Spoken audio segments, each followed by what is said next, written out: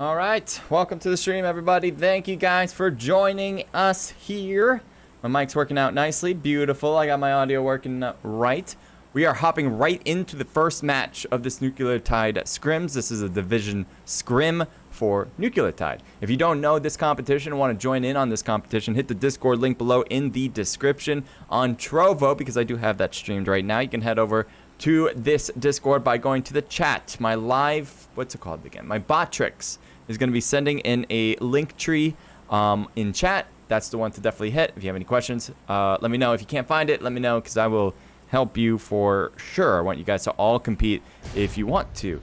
Right now, we got a bunch of teams, 68 players involved in this Battle Royale event. We got 4 matches, a lot of good matches here that we are planning on showing you guys.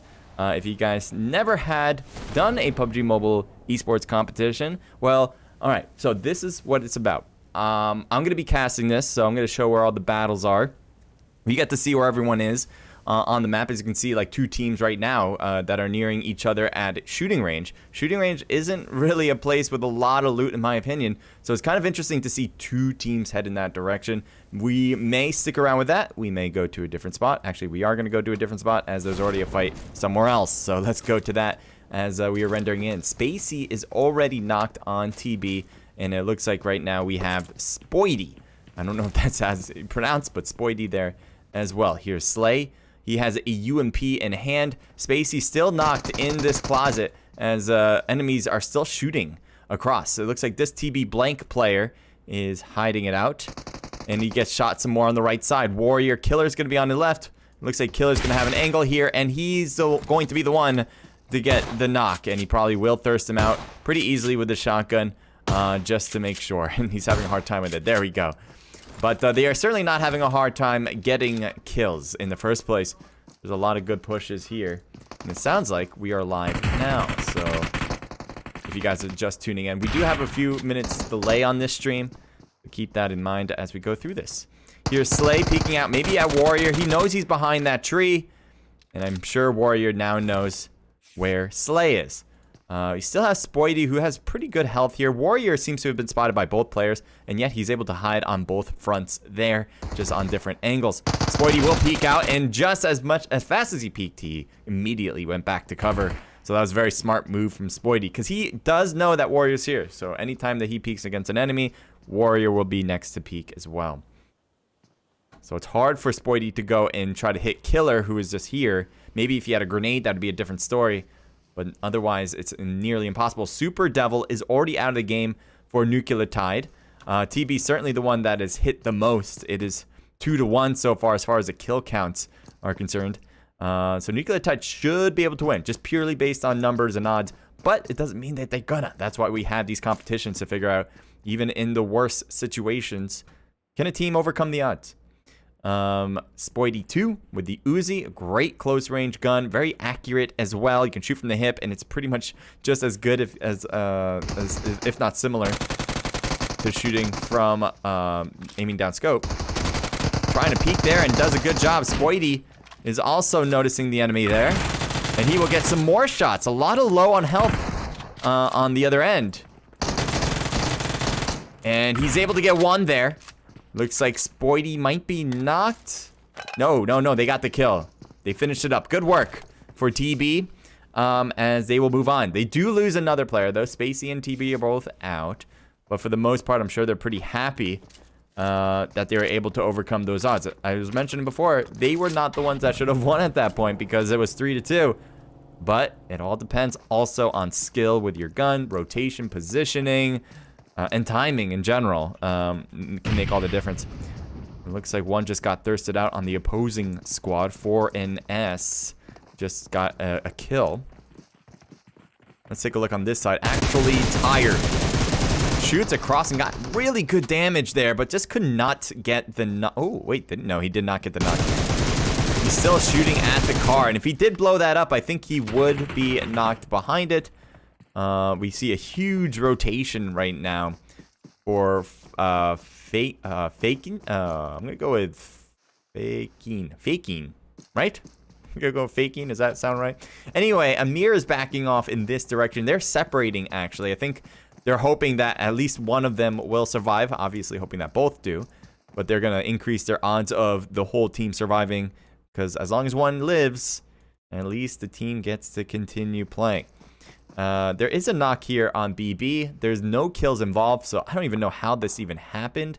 Must have been very, very long-range fighting here. They must be hiding, yeah, hiding behind a rock here, so definitely long-range fight. Here's Intense Glowboy. Glowboy? I'm going to go with Glowboy here. Never seen his name before. And there's always some new people that come into the scene and try to show off what they got. You guys can be one of those players if you've never joined in this before. So Glowboy healed himself up quite nicely, in fact, with the adrenaline shot. And welcome to the stream, Free One New York. Thank you for tuning in. I'm not sure if these were earlier ones or now, but B Rolly from DBZ, thank you for joining in. And Grual70, thank you for tuning in. So right now, Glowboy might have put himself a little bit too... Ooh, Oh, Supreme got knocked. So it's a teammate on the right. Where did he go? He might have got thirsted out already. Well, oh, he's knocked. And so is Glowboy. Glowboy gets knocked too. That just leaves Nova. So he has a teammate far on the left of him that's on the hill. There he is. You can see Intense BK on the left side of your screen. He's not going to have a great chance of picking him up, if at all. If he has a vehicle, maybe, because of how far away he is from Richie. But if Richie continues to move like this, and it looks like he moved pretty well to get behind this rock, Nova can have a chance to reviving Intense BK. Again, he just needs a car, which I assume they would have brought here. I don't think they landed here, but maybe they did. Maybe they just never left the spot earlier. So I see you continuing to move around without a vehicle. We're going to head over to Pachinki, the middle of the map. Pretty much the most well-known position in PUBG or PUBG Mobile. And let's see where this fight will be. So M16, 6x scope. So he definitely has a longer range. And he didn't mean to fall down, I imagine. But M16 is a really good weapon to have a long range scope. You can put either on burst or on single fire and make it a sniping type of weapon. Even though it's an AR, it is very strong long range. And here's the push from Shin. Shin making his way over into the smoke to pick up Crave. So that seems to be working for now. No big push here from Diverse, which I think, or I thought would have happened. Yeah, Bad's back here, who is certainly more in the hidden position. Vinny pushes in quick. Oh, he almost got to the roof. That would have been sick. But he does not make it there. It looks like they were able to get a knock. Someone's still in that smoke. I don't know if he realizes it, but he's right in that corner. If he turns left, and now he's going to get shot in the smoke. There he comes out again. He gets the knock. Well done. Crave wins it. He was the one knocked first. He was reviving and healing. Oh, he sees a nice. Oh, he didn't get it yet. He didn't get it yet still. Oh, he's losing it a little bit. Got it right there. Just needed one more bullet, and there you go. So Crave getting 2 in a row. Great return fire. They needed some ignition there to get some of these kills. Otherwise, it was just going to be one-sided the entire time. Bads was a little far to help, so Crave kind of did a lot of it on his own. Ooh, great grenade. Not cooked long enough. I think if it was cooked perfectly, he would have got X-Boy. So X-Boy right now is by himself. How the odds have changed. At first, Diverse got a knock across, and then they decided a little bit of a late push. That allowed Crave to get revived. And again, Crave is doing most of the damage. He's got more of it, and there you go. 3 in a row for Crave. I think his teammate from the far right side, Bads, probably got one of them as well. But yeah, you can see the 3 here. And let's go to Bads, and he has the 1. So that makes 4. Beautiful. Beautiful set of kills from the duo at that point. It wasn't looking great until they turned things around and everything was going their way at that point. We got a drop. Let's take a look what's inside of this drop. We'll take a look. AWM with an 8x scope, a ghillie suit, and level 3 gear. This is probably the best crate you can possibly get in PUBG Mobile, especially on this map. Miramar would be a great map to have this as well. Sandhawk, it might not be as wonderful, but anytime you can get an AWM, generally feels good. And I'm assuming if anyone sees it in there, that they will pick it up. All right, we will go to GNG with our show, or our shop, as there's a bunch of enemies on his right. And good thing that he's not going straight at it. If he did, he'd put himself in a 1v, it looks like a 1v3 situation. Not the best odds you want to take. A lot of this gameplay that you want to do, especially at this high level where you have a bunch of comp teams, you have no bots in the game. It's just purely people who play every single day, basically.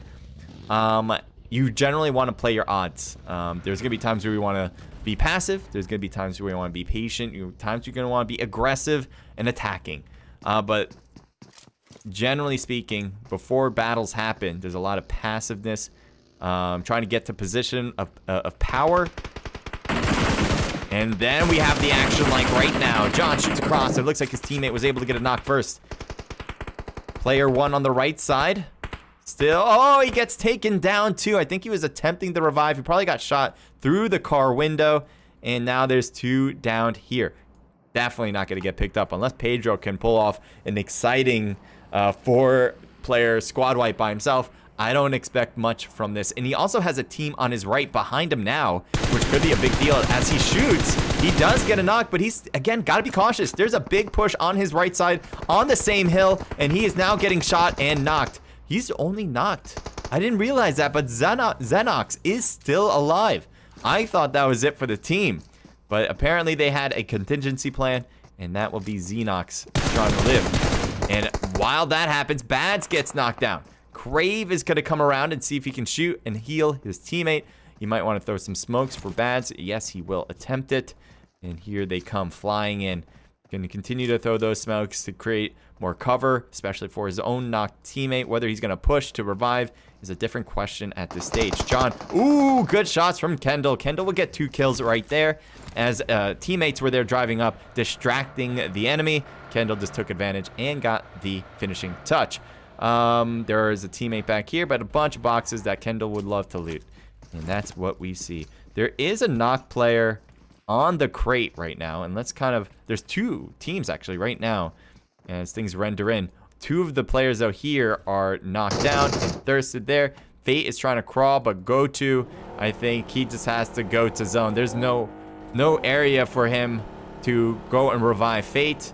I think any moment now you'll see on the top left that Fate will be thirsted.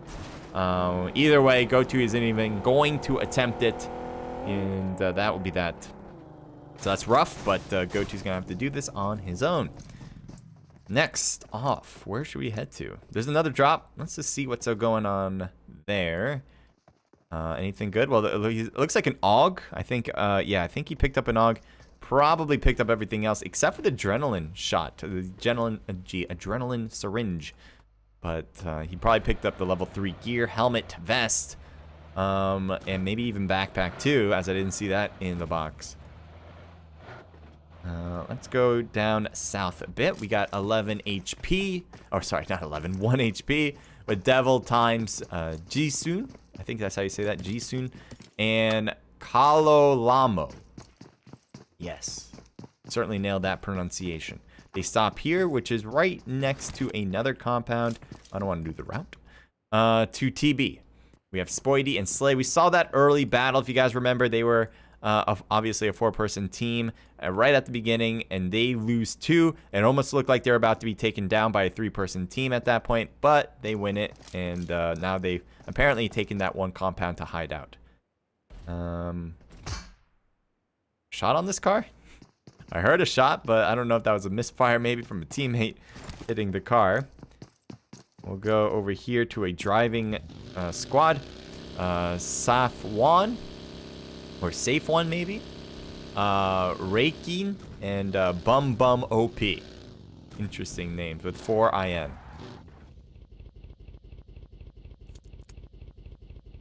Let's zoom in a bit so we can get a better angle. Obviously, my job is to bring the action, so wherever I foresee it coming, we'll head over there as soon as possible. How's the stream looking? Everything looks good? I think so. I think it looks all dandy and keen. Yes, I used the word dandy and keen.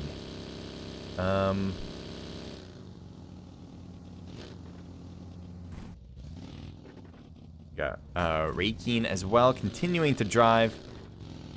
No position here that has been taken by enemies. At least not in the foreseeable. Oh no! Again! I keep forgetting! How do I keep doing this? Like, this is like the third event that, like, every single match I'm like, oh yeah, I gotta change the all chat. And then like, oh yeah, I gotta change the all chat. Never remember. So sorry about that, guys. I'm gonna have to change that. But again, people who are competing, if you don't know, when you join esports competitions, you may be new to it, I don't know. But you should always make sure you don't have your all chat on. It's the actual, usually people put it in their rules. I'm not sure if Nucleotide has it in their rules, but you have to make sure you do that. Otherwise, we got to lower the audio, which I'll do right now because I don't know what he's saying. So I got to make sure that it doesn't say anything bad. So we'll cut it back open if we, if the all chat goes down. But otherwise, yeah, it just kind of takes away from the experience. Sorry about that, guys. I got to make sure to turn that off next round. Maybe recommend it in chat to me, man. I'll hopefully read it and then be able to remember that way too. All right, right now we got 1 HP moving up, and there is an enemy on the left, TB. All right, I think I don't hear it in... Oh, yep, I hear him still. Shots fired already, and Devil is knocked, leaving Times as the only player left. He pushes into the house. He sees one. He's got to get him first for sure, but he's having a lot of difficulty, and he is out of the game. 1 HP will win it. Some shots across the way. Obviously, they heard all that, and they want to see if they can get some shots of their own. But now that it's all cleared out, they can easily just pay attention to the long-range shots. And they're going to smoke up these drops, or these crates, in order to get some good loot.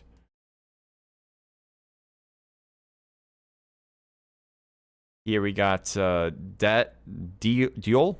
I guess it's Deal. That's interesting the way to pronounce it. We have Deal. Teammate driving up with the buggy. Some longer range shots, and that might have, yeah, that led to a thirst. Greewall with our shop are now alive. And will they go and push the one that just went for the thirst? Looks like that is the case. And he's not shooting. He's waiting for them to come up. And I think he needed to go at that point. He should have seen the 2 players coming. And if he wasn't going to shoot at them driving in, he wasn't going to have the best odds with it. 1v2 straight off the bat. No strings attached there. So we're going to head over to Dogwater here. Looks like his health is low, that he's healing up. Xylo's going to need to heal up. He's getting shot in the back, and a grenade actually finishes him. And he will be thirsted. So now we have Dogwater that's just kind of hiding it out inside the house. It seems like they will peek into it. And they do get him from multiple angles. There was just no way for him to get out of the house. Every door was taken. And I think even if he tried to jump the windows, he would be taken out. So, yeah, literally 0% chance. Especially when his teammate got naded. We'll move on. Here's a revive. Tavi's going to get that done. Again, I know the audio is not working right now. It's not that it's not working. It's somebody is in all chat talking. And I'm assuming they don't play esports a lot because they should know that rule by now. But if they do, then they might just be being toxic. I don't know what they're saying either. So I got to make sure that it's not breaking my own rules in my own stream.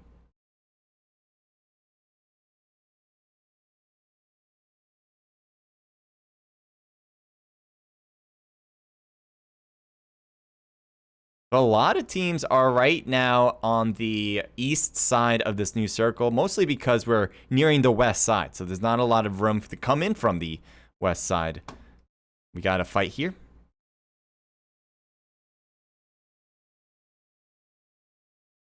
We got Greewall. He has a grenade. He's cooking it. He's going to try to throw it in that window. It could be tough because it's boarded up a bit. And he does throw it over. And it may have done a little, I don't think so though. I was going to say maybe a little damage, but not really. A lot of smokes thrown. Look at all the line of smokes. You can see that with the indicator there. But the team AL is fully ready to fight. It looks like Greewall is pretty much the only guy here. There is a teammate farther behind, but you can see how far he is on this. Oh, you can try to hit him from the top. That would be an impressive shot. And there we go. Boom, boom, boom, boom, boom. Come on. Couldn't get it done, though. And our shop will have to maneuver now, as he could not get that shot to work. So Grewal, yeah, that'll work. So he's using this to look over, and I think he's also waiting for a teammate. I assumed he was going to wait for his teammate to drive off in this buggy. But Grewal's just using this so he can get an angle to look around. And now he'll decide, you know what? It's too tough. Let's back off. And that is the right move. Honestly, I didn't know if they knew there was 4 people there. But they can keep their distance like this. This is fine, as long as they don't get third party, which could be a problem. But they just got to make sure they can't push this. There's really no chance for them. They know how many people... Oh, no. Grewal gets knocked. But a quick revive might change everything here. I think they're taking a vehicle. They're not pushing it, though. How lucky is that for GNG? Instead of pushing with those vehicles, they instead go in for the next zone. So a bit of a miss there for AL. I think that's the decision based on being passive and trying to keep your teammates alive. But honestly... I don't know. That was a missed chance. Sometimes that's the right play. Obviously, if it was a 4v4, maybe, you know, maybe if it was a 4v4, but it was a 2v4. They had a knock. There was only one person getting the revive. No one was going to shoot at them if they just pushed on Q. All right, we'll take a look here. All right, so I think audio is back in good, so we're going to get that back up for you. Hopefully, it won't be a problem going forward. Sorry about that last time again. As I said, we had someone in all chat just being very loud. Hard to show what's going on with that audio. But now it's all good. All right, so it looks like we have 2 teams on the hills. One's shooting on a vehicle. Xenox is kind of running in now. He got hit once. Continuing to spray at him now. Xenox continues to run. He's using these trees for cover. Great. Oh, shot from the left side. So Doc will get him. He thought he was covered. Not really. Not enough. So there are people below. And interestingly enough, there's also people on the other side to watch out for. On Chimmy's side, you can see them driving over. They have 2 cars now that they're taking. They may have stole one of these, by the way. And it seems like they're getting enough speed to escape. I don't know where they're going to try to head to, though. This compound has already been taken. He's going to stop at the shed, and he makes it in just in time. Close call, but a grenade could be problematic if they can throw one far enough to reach it. That would be an insane throw, but it would be effective. You just got to get it in the shed. So he's going to smoke himself out. He may kind of go outside, use the smoke for covers to not stay inside, because of how deadly that can be. There's the grenade I was talking about. Let's see if that reaches. And no, it doesn't take him out. It just exploded before it even reached it. So he needed to make sure to throw that right away without even cooking it at all. People from behind. Oh, he had that angle too. He had that angle. And right at that moment, Safwan went for the shots on Kendall and will get it done. 6 times scoping it with the Scar. Blows up the car. And that will actually get him the kill. More shots across. Safe One will smoke up his vehicle. Looks like it will be good to take. All the tires seem to be in order. Oh, never mind. They just shot both tires there. So I guess the smoke wasn't thick enough or wide enough to cover the tires. DP action from Tavi. Great job. 3 kills now on the board. Both of them, I think, are running DPs. It's a great weapon to utilize. Actually, an M4 here for Richie. I don't know if he switched it off of it. Nope, he never had a DP. Bro, come here, Shaggin. Come in, Shag. He's in Shag, bro. Only. Alright, so I gotta do that again. Looks like somebody's trying to kill somebody in a shed or something. But I can't, well, we'll keep it on for now. I think it seems okay. It might go in and out. I might have to turn it off and turn it back on, but I'll play that by ear, literally. Raykeen, we're shooting with a DP across the way. He's got a good hill here. I know it looks super open, but this hill is great for the corner. And Bum gets knocked. No matter how good the position is, it may not be perfect. Spoidy moves up. Dropping a 6 times scope, by the way. I'm not sure why he did that. Maybe he just needed more space. Tavi just about to be taken down. If this car blows up in any way, he can't blow up this car himself either. He needs to back up away from it, and the explosion will kill him and kill both of them at the same time. Oh my god, 2 enemies up top. XSG Jay on the left side. Jay gets a nice knock and hits one. Noob is knocked down. You got one more player still there, and here's a grenade. He might throw this too far if he's going for the one that was knocked, as Freak is definitely closer. There's Doc by that tree. They have no clue that somebody's right at this buggy. They just continue to throw the grenades over to the knocked player, or at least the one that was knocked, as Noob is thirsted out. The blue zone will shift in 20 seconds. XSG will want to move, but they know that there's somebody else there. They only got the knock, so they are not going to move in without fully trying to grasp the situation. But I guess that's something that they're forced to now as they drive in. We'll take a look around. We still have the guy in the shed here, our shop. He's been here forever now. He's actually deciding to move now. He's got the buggy. He's getting into it. He's starting to drive. He just pushes it to the house that there's 3 enemies on that second floor. So this is a risky play, but I think it's a risk that he knew about and that he took and hope for it to work. Daniel will get a knock. Well done. And will thirst his enemy at the door.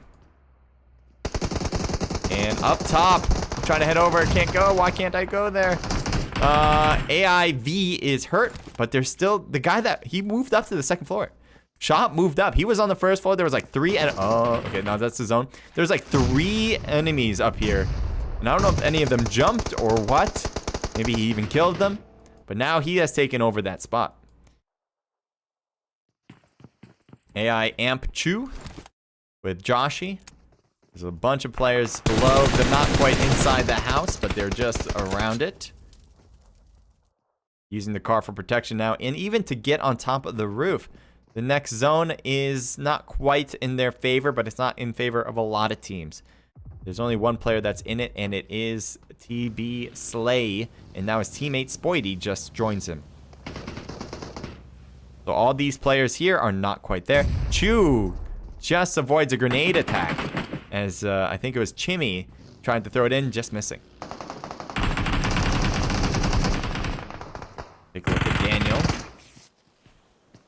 You can see that that glitch that we're noticing still in game for spectators, where it kind of phases through the building. Ooh, Chimmy getting a foot there, I think. And he's trying to blow up the car too. Spoidy's not really peeking. There he is. He peeks it out. And he continues to fire, but he can't quite hit anybody through the trees and through the broken down car. Nice revive. This could be really good here. The smoke is certainly good. Oh, God, that was close, that grenade. But it does hit the tree instead of the players. There's Daniel. He's going in, and he gets immediately taken down from behind. I think it was from behind. A lot of shots on the outside. Reaper might be the last. No. A bunch of players. Chu just got hit by a grenade, by the way. Another grenade goes off. And it looks like they're trying to hit Chimmy there. Chimmy on the left side is right on the... Yep, he's right in there. Oh, grenade! Hits V, but look at his health. He's staying up. And a teammate comes in. Nicely done. That grenade, I believe, should have taken down V. But somehow, some way, he was able to stay on his feet. You have these guys that are still staying on the outside. They're waiting for anyone to peek out of that house. There's still TB who's still alive. Remember that revive at the tree? That worked out clutch-wise. I think Slay got picked up by Spoidy at that point. Goon is still alive. He's kind of out of the grass, but I guess low enough where it doesn't matter whether he would be in the grass or not. But he definitely hears some enemies. He's got to start crawling in so he doesn't get hit by this blue zone. He may even need to run in a bit. So far, this is working. Ooh, shots from the outside already. Chu is up top. He needs to heal first. This blue zone is not going to work. He has to move in. This blue zone will not include the house. And so now you see the overlap here. It's a push in. Goon gets up as well to shoot. He gets taken down. 2 teams left. TB versus AI. Perfect use of grenades right here. There's no other spot they can be in other than right there. And one will hit, and one will get the knock. Constantly shooting through these smokes now. Joshy a little bit on fire. AIV, he got taken down too. That was from the UMP. Here's a push from Slay. Joshy trying to heal himself first before he has to fight. He did not heal in time. Still dealing with the smoke, trying to stay in there. He's gonna now pre-fire in there, and also Slay will shoot into smoke, and he will get the hit to finish up the job. So TB will win it. Slay had an excellent 9-point kill game. Spoity with 2 kills, making it 11. TB, remember this, guys. We saw them actually in the very first fight. They were at, where were they at? Somewhere by the water. It doesn't have a name yet. I don't think it will ever will. But at a compound, TB and Spacey both got taken down very early. Slay and Spoity were dealing with a 3-person team. They win that battle, even though the odds were totally against them. Then they just kept moving in. You saw them fighting out some more teams as they were just getting into circle. Then they were taking the side of the grass rather than the houses, and the circle went to the grass. So they had that advantage, but they also were getting knocked at times. They kept reviving each other, and that's how they got there to first place. So congratulations, Spoity and Slay. We will move on to match number 2 soon. This might be too loud. Let me just change the audio. Yeah, there we go. And we'll get, again, ready for match number 2 very shortly. But first, let's go through these scores. We got 2 apiece from Joshy and Amp Chu, 1 for Daniel, a team total of 5. Not bad at all, guys. And XSG with 2 apiece from Doc and Jay, team total of 4. AL with 4 apiece from Bray and Reaper, coming in clutch there. A team total of 14 kills, even more than the first place team combined. GNG with 4 kills. 4IN with 3 for Safe One and a team total of 5. 1P with 0 kills. BB with 3 kills. I don't know which team this is, but I'll take a look later. Thirst with 1 kill, and that is a team total. Intense with 2 kills from Glowboy, a team total of 3. NW with 0 kills. KE with 0 kills as well. Aces with 2 kills. 1 HP with 1 from G-Sun. DNT with 4 for Crave. We actually saw those kills. Very impressive from him. And a team total of 5. Diverse with 2 kills. And to wrap this one up, we got Nucleotide with 2 kills. We saw Nucleotide do very well in the beginning. Obviously, they still died out early and the first team out. But we did see some success there. No team, at least in the bottom 4, had 0 kills. So it really goes to show that there's going to be some aggressive teams. And they're going to try to put maybe not all their eggs in one basket, but a lot of their eggs in the basket of kills, which is always nice to see. All right, we will move to match number 2. If you guys are here, make sure to leave a like. Appreciate if you do if you're on YouTube. Oh, this is new. I don't think I've seen this one before. Why are these things so loud? Does anyone else know why? I never understood that. It's like I understand, like, from cable, sometimes they, like, make it louder in order to, I don't want to do that. In order to, like, get your attention. But that's, like, huge amount of attention. That's, like, you just changed it from, like, a wave to a tsunami as far as audio.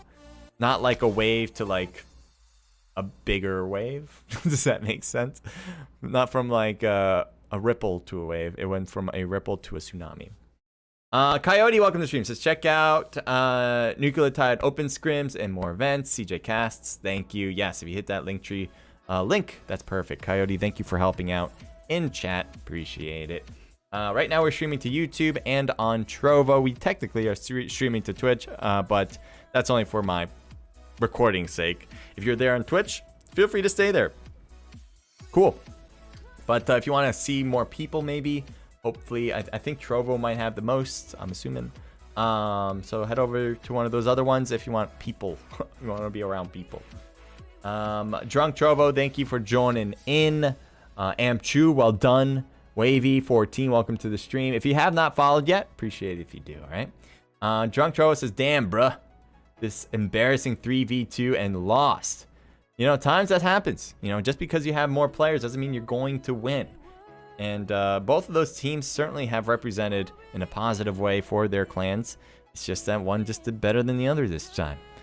I don't think it's embarrassing necessarily. It's, you know, all these teams, they put themselves out there to showcase their skills. And they're willing to risk it all. They're not just standing on the sidelines, you know. So, Yeah, I would not say embarrassing at all. Very good gameplay. All right. So we're gonna head into the next match soon. I'm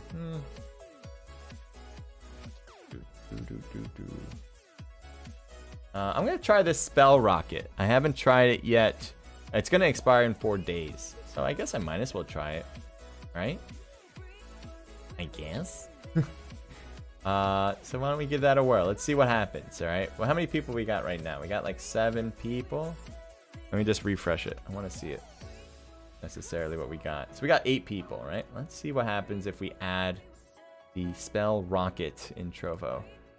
Will it greatly increase? Would it be like an okay increase? I think what it does is kind of put my stream ahead of others that normally would be ahead. I don't know. We'll give it a whirl. Give it a whirl. Let's see what happens. Boost to the front page. All right, cool. Give it a shot. All right. We're going to head into the next round shortly. Let's show you guys what I see here. Match. Let me get into the room first. I've been doing some other events as well. I've been doing COD Mobile. Obviously, you know I do PUBG Mobile. I'm also doing MP for COD Mobile. I did that earlier today for 88 Gamers Club. It's been interesting. I've never done that before, ever. And I streamed for like 2 years. I'm generally a BR caster, but it's been pretty cool. It's been pretty fun to do MP. I'm also getting some organizers reaching out for me to do MP now that they saw me do it. Pretty cool. Wavy, thank you for the arrival. Thank you. I think that's my follow, right? Thank you. Yugi as well. Or Yogui. Thank you for coming in too. All right, I got to get myself into the room. I get distracted pretty easily. Hopefully I won't get distracted by too much here. There we go. And where's the one? Here? Yes, found it. All right, so this one's going to start in 3 minutes. If you're competing, by the time you hear this, it has already started. But if you're just watching, then on stream, it'll start in like 3 minutes. Why do I say that? It's not like time works differently for me. Because I'm using a stream delay. We want to make sure that none of the teams that are competing are going to take advantage of this stream, okay? So, yeah, make sure you get in right away.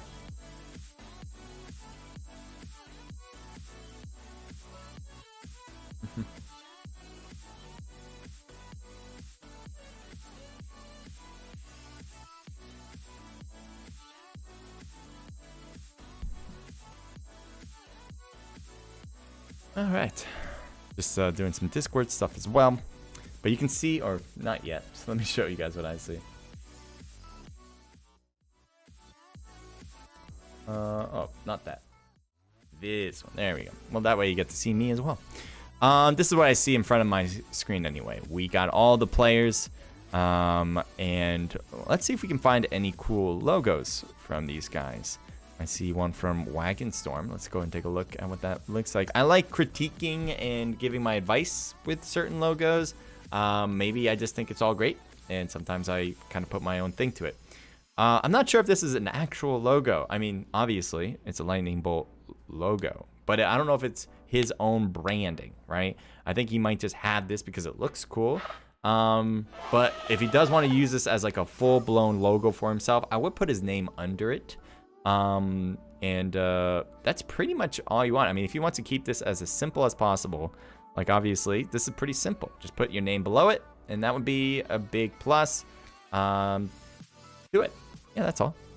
Thank you, Beast. Appreciate that. Thank you for coming in and watching the stream. All right, let's back out of this one. Let's see if there's any more. Ooh, here we go. So not necessarily a logo, but certainly branding for himself. I think I'm assuming he was previously known as Angry. It kind of reminds me of like the A-Team. I don't know if that's what they got this from, like this type of wordage or font. But yeah, it kind of springs to me the A-Team. It's cool. I like it. If I was going to do something different, I would either put a logo on top, but if you don't want to do a logo on top, make something in the background. Black is always overly used, and it doesn't really pop anything out. So put something in the background. Whether you want some really cool art that you know of. If you don't feel like the art fits well with the wordage in front because they clash, what you could do is get your favorite art, whatever it is. Maybe it's from an anime. I don't know. People do some different things. Maybe it's from COD Mobile, a picture in COD Mobile. And then blur it. Blur the background. So that way you have a very clean wordage here with angry, with the 2 red lines. And then everything else is blurred out. But it just gives that extra 3-dimensional feel. Otherwise, it just feels like we have the word angry in this black ether. And that's it. Too simple. Too simple. Usually simple's good. Which is why I wouldn't necessarily say they need a logo. But you might want to add a little bit. And time's obviously the same thing. It seems like it was a team thing, which is why they didn't want to create too much difference there. But if they wanted to change it up, I would say, yeah, put your own brand of a background. You know, what you like to represent yourself a little bit more in creativity. Let's see. What else we got? See a lot of anime characters. That's definitely Dragon Ball Z references for Reikeen and Bum Bum OP. Yeah. I don't really see any others. I think I've seen this one before. Was it just a logo or just something different? No, not a logo. But I like it. I just don't... The quality certainly could be better. I'm not sure if it was the transition from like Facebook or Twitter, whatever you used, to bring it over to COD Mobile profile pics. But if you can like... this can be cleaned up a bit and maybe centered as well. But I don't think he's using this any particular reason other than to... He probably just has that as his Facebook profile picture and he likes it. Not intended for branding himself. Oh, we missed Killer. Unless he wasn't in before. So this is kind of cool. Apparently, you know, obviously that's death in the background dealing with time and how long you will live for. So FW Killer. Pretty sweet. I have no problems with it at all. I like everything about it. The logo itself, super clean, very esports-like. The wordage is very unique. The way they added like those checkered parts in the lettering. I don't know if you guys can see that, but that's kind of cool. The background is just a popped-up version of the logo, and then kind of not blurred, but desaturated. Good. Makes it the logo in front more popped out, and yet you still have a background that kind of fits the whole thing. And then you have some waviness on the left side of it, which adds on a little bit more 3-dimensional stuff. So overall, you can't go wrong with this.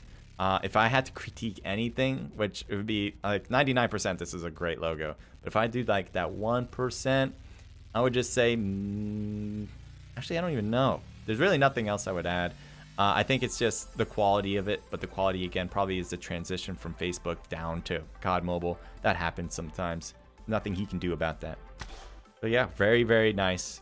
Great logo choice and great background. I've been removed by the owner. Did I need to move to a different spot? Oh, I probably need to move. That's probably my fault. I probably didn't move to spectate mode. All right, so that's probably kicked because of that. Sorry about that if I held everything up. Let's get into the right one now. Unless maybe the system kicked me, but hopefully not. You guys can see this. It doesn't matter. We're going to have started way before you guys see this. Oh, it's in progress. All right. Well, we're going to miss match number 2, which is a shame. I must have been in the wrong spot, but if I was in the wrong spot, they should have known to like wait for me for a sec, you know? Just saying. I'm trying to remember. Did I move I feel like I should have known automatically to move myself, but I could have forgot. It could have been on me. I have to look back at the stream to see if I did or not. Let's see. Let's check. I'm gonna check it again just to make sure that I didn't get things wrong.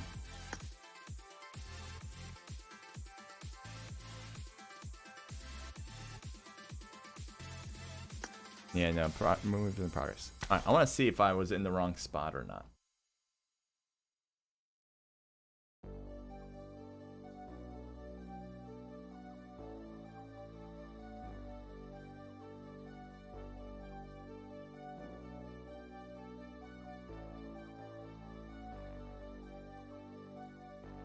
No, I think I was in the right spot. So I just got kicked. I don't know why. Was I in the wrong room? No, I was in the right room. It could have been the system kicking me out. Possible. Ask and see. I got kicked. I'm assuming it's the system. I never really get kicked anymore. Not because of who I am or anything like that. But I never get kicked from the system. So I'm sure it still happens. I have heard that people have been kicked. I just never knew how serious that was, whether it actually happens or not. So, yeah, we're just going to have to chill out a little bit longer. What you mainly stream on? CJ says, Wavy. What do I stream on? Well, that's a big... well, there's a lot of things I stream on. I use a computer, so not a laptop, not a phone necessarily. Well, not a phone at all right now. But a PC. I use OBS as my... Streamlabs OBS as my broadcasting system. So all that software that allows me to put widgets and all that. That is the program Streamlabs OBS. I use an emulator with Game Loop. You can use BlueStacks or Game Loop. Those are pretty much the only two emulators that exist to show COD Mobile stuff. Mostly, I only use emulators when I stream. I mean, technically when I stream, but only when I spectate. I don't use it for phone or gameplay, I should say. For gameplay, I do use my phone.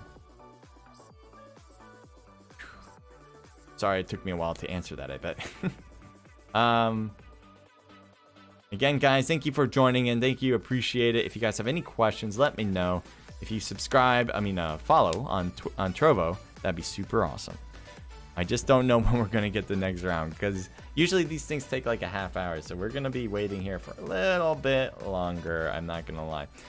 Damn, big rip, says Trevor. Yeah, I just got kicked out and started without me. Yeah, so we're just gonna be chilling. It's weird. Yeah, as I said before, I never got kicked from the system before. In the very beginning, like even in the very beginning, I never really got kicked. It just didn't happen. So I don't know. I don't know. Maybe it was a mistake on the organizer, which I doubt. I don't think they would have done that. I was talking to the organizer before, the one that's opening the rooms. They know I'm doing it, obviously, so it's not like they would just see me and be like, oh, take him out. I thought maybe I was in the wrong spot, the wrong slot, but then I looked back and just looked at like the top, the top teams. And usually if you're spawning in, right, to the game, then you would be put into the first few slots, whichever the first slot is available. And I wasn't on any of those, so... I don't think I made the mistake of like not going to spectate right when I got into the room. Although I have done that before, and they've kicked me for that reason. And then I just got back and they're like, oh yeah, I forgot. But I don't know. I don't know what we're gonna do yet. I mean, we're just gonna wait. Obviously, we're gonna do that. I can't quite play, obviously, because as I said, I'm using a mouse here. I don't play this game with a mouse and keyboard. I play on my phone right here, but I can't show that because this is not connected. Yeah, that's that. So, yeah, just, if you have any questions for me, let me know. I'll definitely be able to answer now for sure. Let me go and tell you a little bit more about this event and what happens. I mean, like you stream mainly on Twitch? Oh, okay. No, I mainly stream on YouTube. Technically, yes, I do stream on Twitch every single time I stream to YouTube, but that's more of it's a thing of ease for me because my account for Streamlet, this is nitty-gritty stuff. But in case you were wondering how things work, I'll try to make this as simple as possible because you may be wanting to stream and whatever. So I made my Streamlabs account, and you have a choice between using, like, for a login, Twitch, YouTube, I think Twitter, maybe? Or it could be a different streaming platform. Either way, I had a choice. And at the time when I was doing Streamlabs, or when I wanted to open up a Streamlabs account, I was mainly in Twitch. So it was very easy to make that the account. I could try to switch it, but that would kind of like it's a lot harder to switch your login account from Twitch to YouTube. So why is that a big deal? Well, if I made my login Twitch, automatically there's no choice. I can't toggle out Twitch, so I have to stream to Twitch. There's no choice. I could still toggle on YouTube. I can still toggle on Trovo, but Twitch will always have to be streamed because that's my login.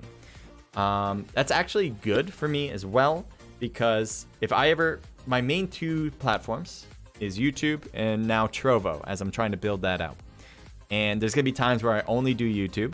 There's gonna be times where I may only do Trovo, and times like right now where I'm doing YouTube and Trovo at the same time.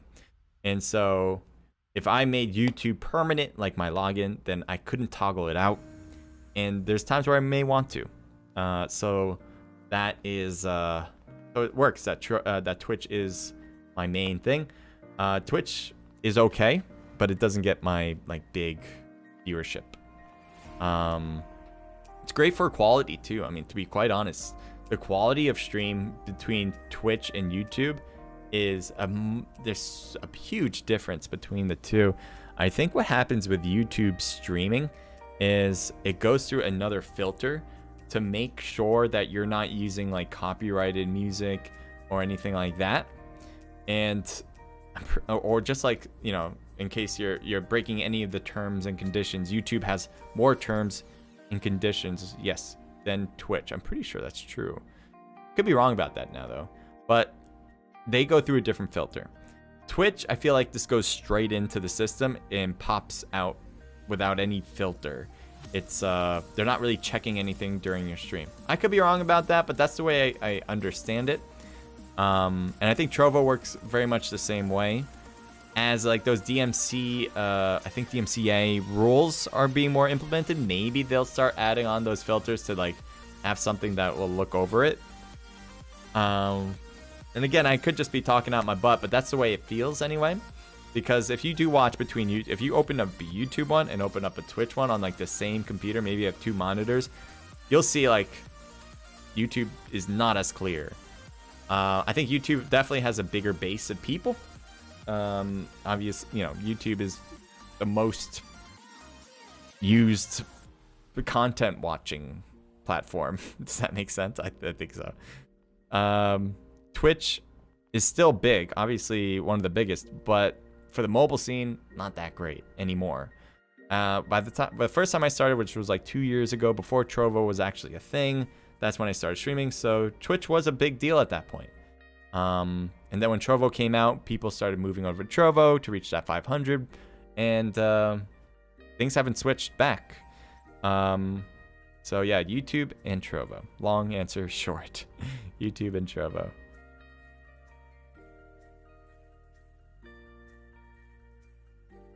Thank you for joining in, Panda Zorio.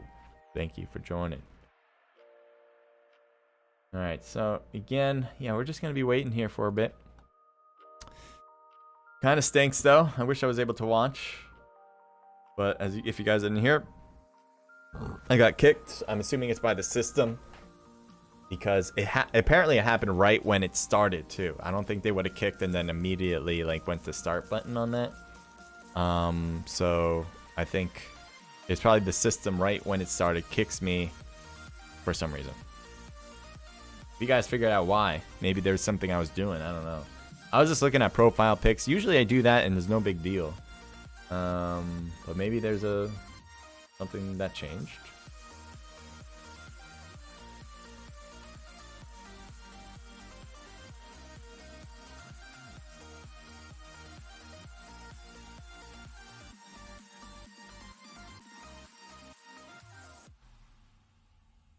All right, let's see.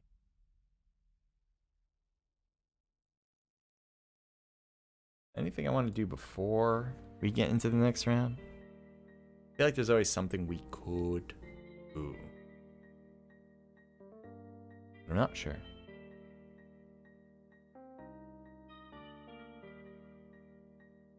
So this event usually is on the lower end of my volume because because most of the people that watch my stuff now are from COD Mobile. But PUBG Mobile is something that I still feel dear to, because it's the thing I started with, and I really do enjoy broadcasting BR events no matter what. PUBG Mobile, COD Mobile. There's big differences between the two sides, and if you guys are trying to learn either one, I hope you guys watch the streams to kind of figure out what the good teams do, and maybe even what teams do bad with if they don't live through certain engagements. So we'll always talk about that as well as things progress in events. I like to give my take. I have a lot of experience. I have thousands of hours, or at least over 1,000 hours, of watching scrims, whether it's COD and both COD and PUBG Mobile. So, yeah, I think I can give my 2 cents. But it's a lot of good gunplay. Usually does the work for PUBG Mobile. And you might even notice it as you play, because I think most people here are probably PUBG Mobile players. For PUBG Mobile, rotation and positioning is more important. Again, this is all my opinion though, as I watch, than gunplay. Being able to get to a place where you want to go, rather than fighting your way through to get to a place you want to go, is important. You want to always work your odds. Both COD and PUBG Mobile pretty much based their scoring on kills compared to rank, so kills are much more important. But even though kills are going to be important no matter what game you play, COD Mobile plays differently than PUBG Mobile. They're very similar, obviously. Both have a battle royale mode. Both are TPP, which is third-person perspective, as their main mode to go to. And they're obviously using guns. That's pretty much the similarities. And the zone keeps shrinking as we have a BR event. But the difference is that COD Mobile prioritizes its gunplay a little bit more. You have a lot of classes you utilize, so you can get in the air faster, or you can get in the air in the first place. As PUBG Mobile, you can't do that. You can take a helicopter, you can glide and slide. You can, there's a lot. I think there's more to do technically. There's a lot of technical stuff in COD Mobile that kind of gives you an edge if you're able to utilize those, I want to say equipment, but classes is kind of the right word there, in the best of your abilities. So as I said, gameplay is much more important in COD Mobile than PUBG Mobile. Gunplay is also more important, as gunplay is harder, in my opinion, in COD Mobile. The recoil handle is easier in PUBG Mobile. It's easier to be more accurate in PUBG Mobile, so you don't need that high skill level. I think you still do. I mean, the difference between someone who can handle recoil with a 4x scope compared to someone who can't handle that and goes down to like maybe a 2x scope to handle recoil, yeah, you're gonna have a hard time. But when we're dealing just with the comp scene, the difference between one player and another player isn't going to be a wide difference in gunplay. It's going to be a wide difference in positioning and rotations. And that also revolves a lot around your team leader, your communication skills, because a fatal mistake where you kind of walk into a trap could be the end of it. There's no revive flights here. Compared to COD Mobile, you could take more risk because you can assume that you can get revived. Not necessarily assume it, but you can be more likely to get revived. As I said before, the gunplay is much more difficult. The spray is wider. The damage is less per bullet compared to PUBG Mobile. So you really need to make sure that you are close and you get your recoil down right. Because if you don't, well, it's going to be tough. So in COD Mobile, it's a lot about being aggressive, pushing, compared to PUBG Mobile. You still need to have some patience involved. You can't just push all the time. But I think in COD Mobile, you do need to be a little bit more aggressive. You need to go after it a little bit more. Keep up momentum a little bit more. And the team that stays in the air or in a higher position compared to other squads will have advantage. So yeah, overall gist, as I mentioned, gunplay is much more important in COD Mobile. I think rotation and positioning is much more important in PUBG Mobile. That's a short answer for a very long-winded explanation. IG Crave, welcome to the stream. Welcome everybody. Make sure to drop a follow. Thank you, Leo. So if you guys are just joining in and wondering when we're gonna start, well, we got kicked from the room. It was probably the system that kicked right when the match started.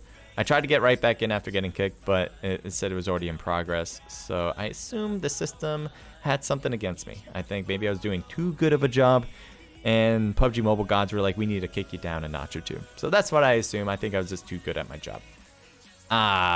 Thank you for joining in, Dinosaur. Appreciate it. Yeah, what I'm trying to do more here is get more involved with Trovo. Trovo is kind of like, obviously, the newer thing. It's been out for a while, and I'm kind of late to the party myself. But I want to kind of reach that 500 mark, the top 500 streamers. I'm trying to also get to the next level. Let me show you guys what I mean by like levels and stuff. Hopefully, I won't show you guys anything that's important. I think it's fine though. Yeah, I can show some of the stuff. So let me open that up. Samir, welcome to the stream. Thank you for joining in, dude. All right, so this is what I got. All right. So I need to increase my watch time, obviously. This is total watch time, I think. I don't know. No, this is not average. This is total watch time.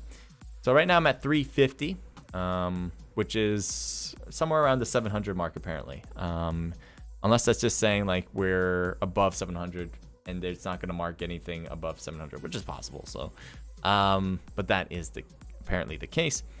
Let me show you guys what I need to get to, I believe. Let's see if we can figure that out. All right, here we go. So in the middle there, path to level 3. So I need to stream a few more hours over the next or the last 30 days. So that includes everything from before. So as long as I stream. So generally, I've reached everything, and I'm going to reach, obviously, the 300. I'm like 4 followers away from that. So if you leave a follow, maybe you'll help me get 1/4 of the way that I need. All right, you can be 1/4 of what I need. All right, so to reach 300, and then, yeah, again, all I need to do is more watching. The hardest thing, which I thought was going to be, was the 15 average viewers, but apparently, I'm not having a hard time at all. So right now, I think I'm on the lower end. This could bring down my average, but I'm fine with it as long as I get more hours. I think it's that's the important part right now. So I'm just gonna try to keep moving up. This apparently is how all the things work. So if I reach level 3, I get some extra perks. I can cash out more if I get, but I'm not gonna reach that amount right now, to be quite honest. Clip storage days, so how long a clip will last. That's kind of nice. Emote, custom emotes. I gotta add those. I'm gonna add those soon. I do have some stuff that I can add, and I'll probably do that. Custom mana spell. I'm not really sure what this is. I get, oh yeah. I saw Sun has one, so I'm probably gonna make a few of those. And elixir spell. I'll look into that one. 10 number of super mods. I don't have that many. I think I have like 4 super mods, maybe 5. I have Leo, I have Coyote, I have Body, I have Winnie. I don't know if I have anyone else. I could be forgetting somebody apparently to be the 5th. But I think I just have 4. And that's all I really need. I don't need more than that. If you guys want to be a mod, what do I look for in a mod? Somebody that comes to the stream often. Somebody who kind of helps out. Sometimes, if someone has a question, they'll answer it, and to keep them happy. A lot of times I just want you guys to do that. If you know the answer to some of these questions, just answer it, because I'm gonna be on a delay, right? So if I say something to answer it, it'll be over the amount of time. So that's what we don't want. The number of custom role group. Custom role group. I don't know the custom role group. That's cool that I can make, I guess, custom roles in the stream. Yeah, maybe I'll do that. you know, some people who subscribe, give them a custom role. Although I'm sure subscribers have their own custom role at this point already. It'd be weird if they didn't. But maybe I can name it, which could be fun. That's about the particular levels. I don't really know how to get to the 500. I'm assuming the 500 only matters about watch time, like overall. It doesn't seem to care about average watch viewership. Not at all. Thank you for the mana, Coyote. Appreciate it. Let me see that. Open. Oh, I already had it open. Turbo. Again, thank you so much. I'm the GOAT. Yes, of course I'm the GOAT who is, well, not in the room right now.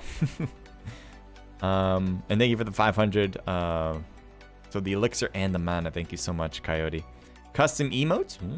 Well, Coyote, if you have any suggestions on custom emotes, Coyote is a part of Naked Esports, if you didn't know that by now. And she's on the COD side. But generally, she's really great with designs and art. So maybe she would be like a perfect person to create a custom emote for me. If you guys come up with beautiful emotes as well, I would love to see them. You have no idea. That would be so cool to have somebody from the stream just sending out custom emotes and allow me to use them. I may even pay for it if it comes out to be good enough.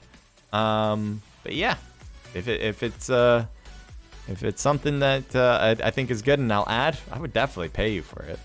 Get excited in art nerd. Gets excited in art nerd. Nice. Coyote's probably gonna start on that. I assume you're gonna start on it. You don't have to, Coyote, but I would love if you do. All right, Bot Trick sending out some good stuff there. Hit that link tree if you haven't. There's a lot of good information there. Links about what I'm streaming, the Discords I'm involved with, so you guys can compete on whatever level I stream on. All right. Well, still on hold, everybody. I don't know what to tell you. Nothing we can do. Oh yeah, this is my voice meter. It's a little complex to me even. This is so I can have different valves for everything. So there's a valve here for valve for my in-game audio, so like the emulator sounds. I have a valve for music, although it's so confusing that sometimes I can't fix it, and now my music and my in-game have mixed together in the same valve. But that's fine. And then I have another valve for Discord chat. So if I'm talking to somebody, the reason why we have so many valves here is so I can change the audio here all on one level. So I don't have to go into Discord, change the audio. I don't have to go into the in-game emulator and change the audio there. And especially since the emulator doesn't have an audio valve. And I don't have to use my OBS to change the audio. I can do it all through here. So yeah, that's a good thing about this. Yeah,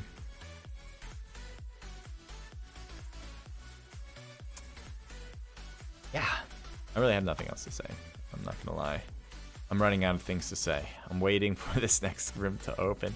It's 8:11. 8:11. When did we start the last one? I think it was like 43. So it actually might be starting by now. Let's take a look at Discord so we don't miss anything. 3 or 4. The ID's not out, so we're just gonna wait for that. It looks like looks like they have it set up, but they just still need to post the ID.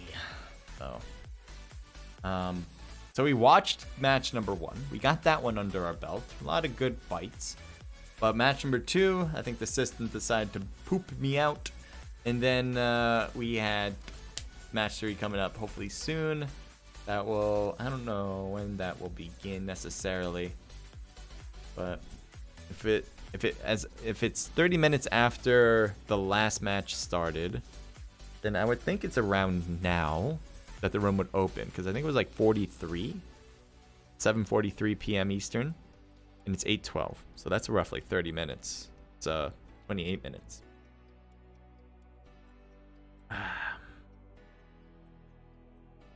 I got the Discord up just in case. I'll be ready for it when it comes out.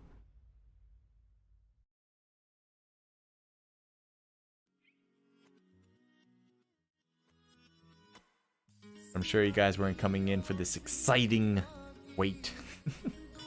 Guys, thank you again for helping out here. Appreciate it, both on YouTube and on Trovo. But yeah, this wait, I hate waiting, you know.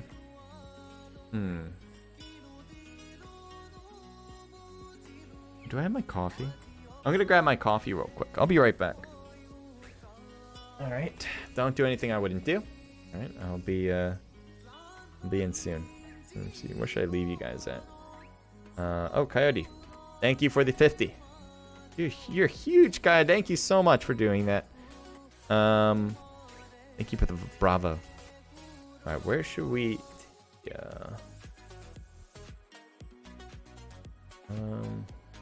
Well, this is where we will be.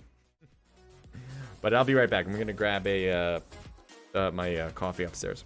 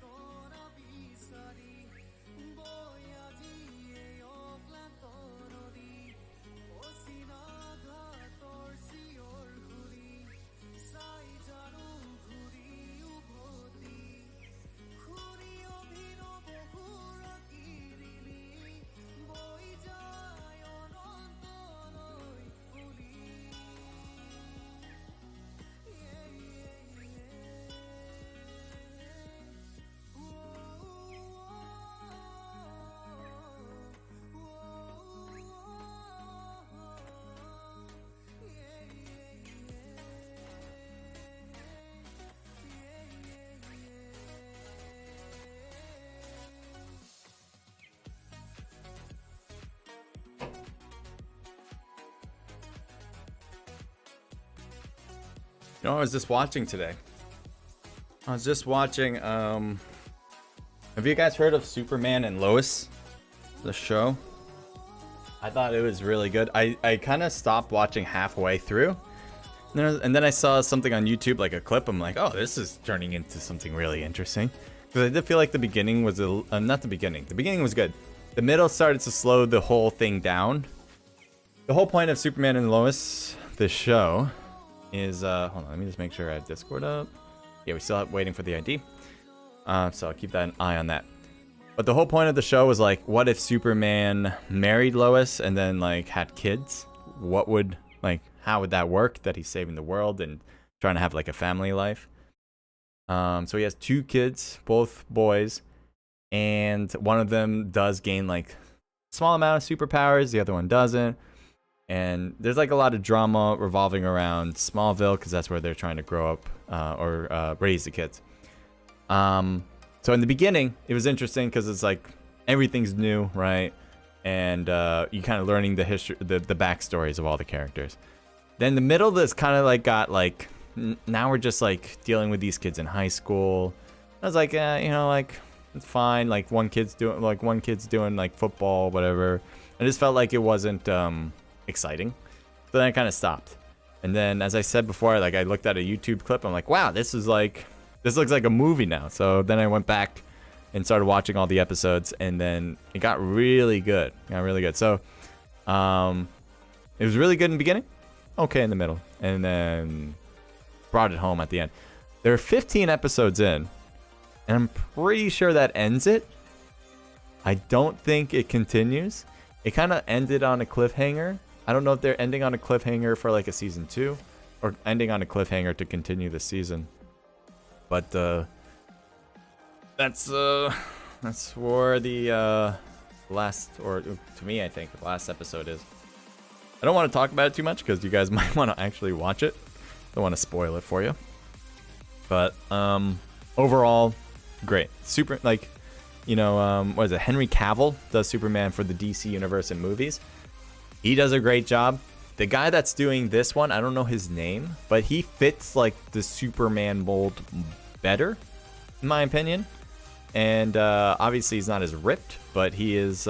He looks like a comic book strip Superman, and he certainly acts good. Like there's times where I don't like. The main reason why I won't like a show is because like the main character or like a very big character, is super dumb. I don't like that. I don't like it when the characters are not smart, where they're actually acting in their own like non-self-interest as well, and they're hurting their selves, and with no conflict, right? They're just being dumb. That's what I don't like in shows. This one's like everyone does have, at least the main character, like Superman. He's always in like the right here. There are times where like some outside influence will affect him, but only because he has to think of like, all right, now I gotta think of the lesser risk. So he may make a mistake because of that, but it's not because he's dumb, which is why I really like this show. I think it fits who Superman should be. So yeah, that's my take on Superman and Lois. That's the name of the show, Superman and Lois. All right, we do have the ID, so I'm going to head myself in. You guys see me fully, right? You guys don't see the... Oh, you do. Let me show the full camera so I don't show the ID. Now, hopefully we won't get kicked twice. No, what's the word I'm looking for? No guarantees, but would like to imagine we can guarantee a non-kick here. If anything, that would be nice.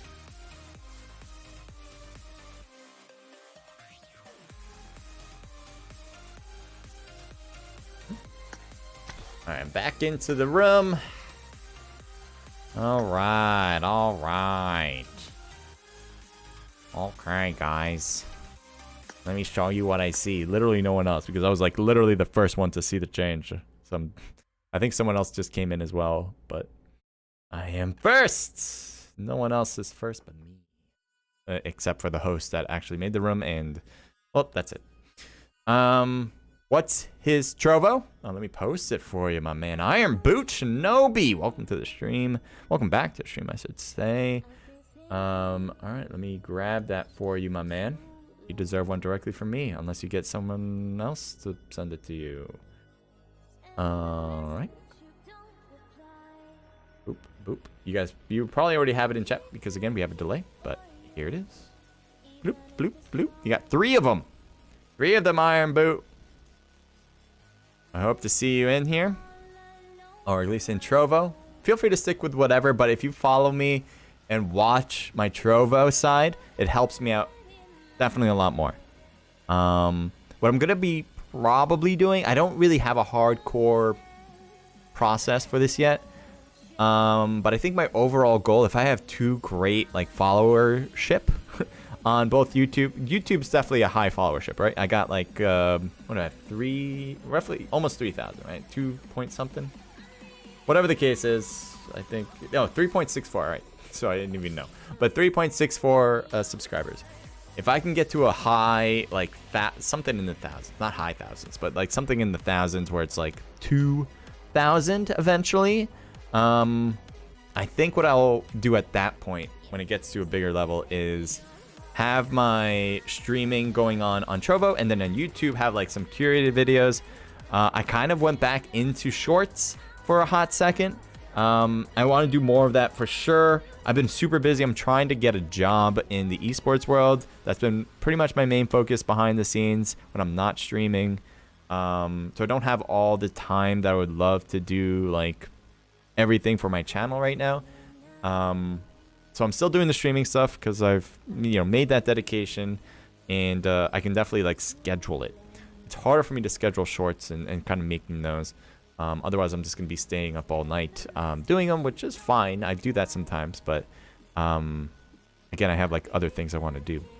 That being said, at the end of the day, I want to still be able to stream every day on my Trovo side, and then on my YouTube side make some like maybe either the shorts, which are like 30 seconds to like 40 seconds long, to like maybe something that's 5 to 10 minutes long videos.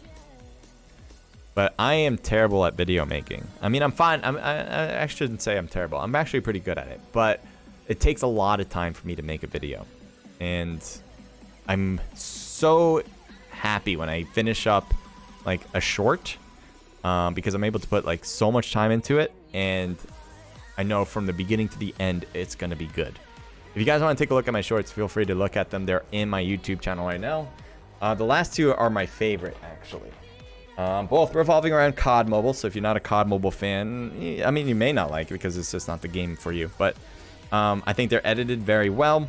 And you just might like it because it's my content or because you just like good content, which they are. Thank you for the follow, Floorman from Twitch. Thank you for doing that. Floorman. Probably not Floorman. Floorman.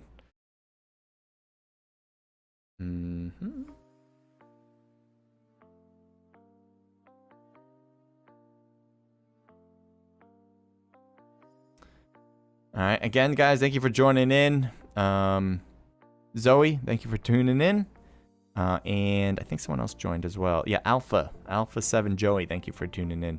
Oh, 90 FPS, thank you for joining in too. All right, what do you guys see? You guys see my screen here, okay. This match will begin, what time? In 2 minutes. Cross your fingers, guys, that we don't get kicked this time. We are in spectate mode. We were in spectate mode last time. I think the system just kicked me before it started. If it happens twice, I really don't have an answer to, like, why that's happening. But we do have all the rooms downloaded. Everything's downloaded. There's no problem there. It's, you know, maybe the PUBG Mobile gods just don't like me today. I don't know. I don't know.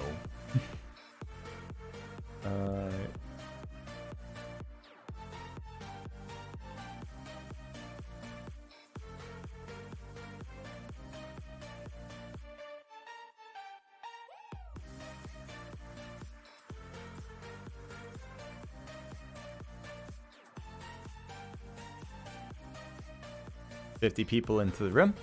Not bad, not bad. I think we had like was it 70? I think it was 60. Could be wrong. 68, I think, was the first match. We probably will have something similar.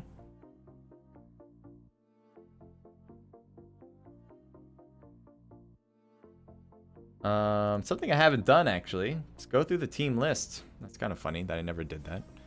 All right, so here are the teams. Let me shout them out and let you guys, let me know from you guys who you think is gonna win. We have Nucleotide, Excessive Gaming Pros, Team P Noise. Did I say that? I assume so. TP. They did really well. I think they won the first game, or was it TB? Actually, it was TB, the Beast. Actually, let's keep going. We got Absolute Legend Elite, Team Diverse, Gorilla Gaming, DNT, One Prayer B Esports, 1 HP NA Official, Extinct, All In, No Way Elites, Intense Esports, The Aces, The Beast B, Brawlin Badness, 4 Invincible, Hot Try Esports, Knights Esports, Reyes Del Chaos, and Guns and Guts. All right. I am rooting for, I'm just going to pick a team. I'm not going to pick the Beast, all right, because they won the first match. That's kind of cheating on my end. Although if you're rooting for them, I still want to hear that. But I am going to go with Team Diverse. Team Slot 7. Good luck to them, all right. Pretty sure that was Willie Mays' number. Is that correct? Anyone know what number? Who was number 7 on the Yankees? If anyone gets that answer, appreciate it. I think Roger Maris was 8. Mickey was 6. Who was 7? I don't know. Maybe I'll look that up later. But if you guys know the answer, let me know. If you don't worry about it. Adna, welcome to the stream. Thank you for the follow. That was Miki. I did notice that. Thank you for doing that, Miki 4543. All right, let's break this out now to a little bit more of an official slot or official channel. All right. Again, this is going to be for match 3. Yes, we didn't get match 2, unfortunately. But we are here now and we are ready whenever they start. It's 8:27. I think we're supposed to start by now. Could go 1 or 2 minutes over. That always has the potential to do so. Yep, it's 1 minute over, 2 minutes over. Now 8:28 to me.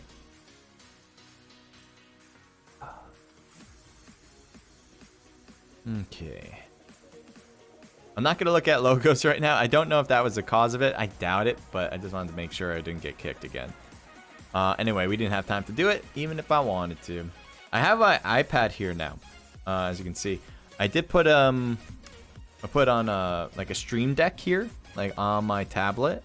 A lot of that, if you guys don't know DK Gaming, definitely look him up on YouTube. He's a big streamer. He does a lot of casting, similar to what I do, but to be honest, he does that at even a higher level than what I do, which is, if you ever like watch his stuff, it is like incredibly difficult. I don't know how he does it, so definitely make sure to subscribe to him. But DK Gaming, that's his name. Or sorry, not DK Gaming, DK Gamecast. DK Gamecast. Okay. But he pretty much taught me a lot of these things. That voice meter I showed earlier, he helped me with that. He pretty much put that together for me. This as well with the stream deck.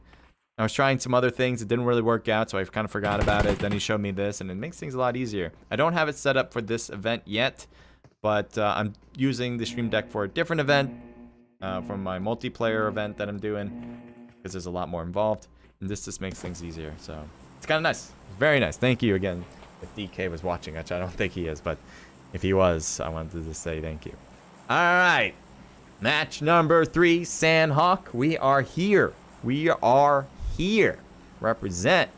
Diverse jumps first. That is the team I have winning it all, by the way. I know you guys can't see them, but they are in the very south part of the map. We will definitely show you guys whenever a fight will ensue. Pretty even distance between everybody. They're just creating a line here. There's no like major overlap. Maybe at Pi 9 there could be a big overlap. Diverse does land early. They're on the bottom part of your map. Let's see here. Let's spectate this.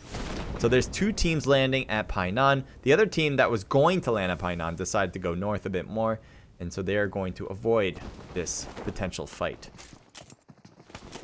All right, we got good audio. You know what I forgot to do? I had so much time in the world as well. I forgot to turn off all chat. So if you're watching, make sure your all chat is off. I should say if you're watching and competing, make sure your all chat is off. If it's on and you're dead, we hear it, and then I have to mute you, and then it just hurts everybody's view. So please, please listen and don't turn on all chat. How do I keep forgetting that? I don't understand myself. We're gonna go to boot camp because it is packed right now with, what is this, 4 different teams? I didn't even think it can hold it for this long. So let's go and take a look at these 2 that are closest to me. And one just died in the underground part. Junie trying to live, but gets taken down in the closet, and he will be thirsted out. So he gets one, but gets taken down as well. So pretty even trade between the 2 squads. But as I said, there's 4 different teams. So even if you trade with a player or, you know, another team, you're still putting yourself at a huge disadvantage with other squads around.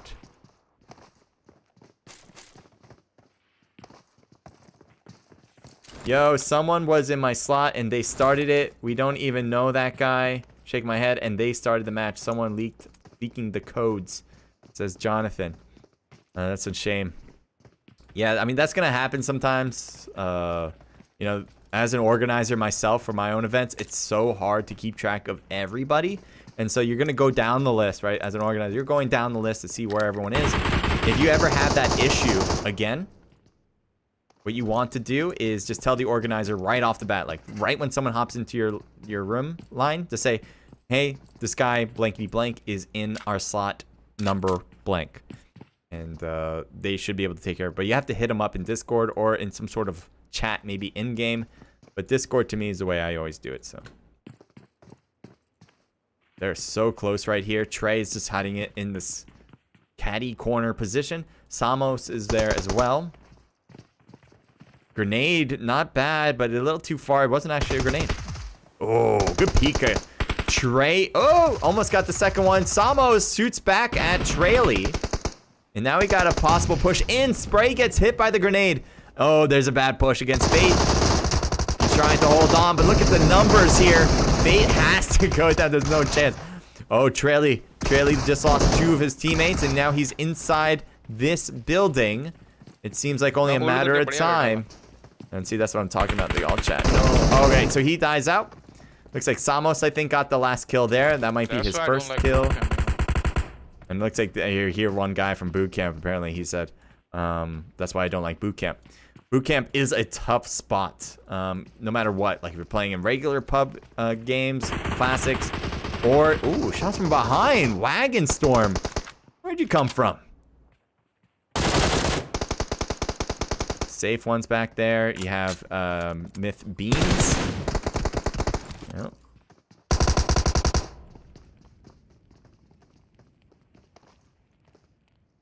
Keep an eye on Myth Beans for now. So I've mentioned this in the past a few times, but you guys might have noticed as well that if someone puts their back to the wall, like he's doing right now, like right, we're getting that view through the wall. That's not actually how he would see it,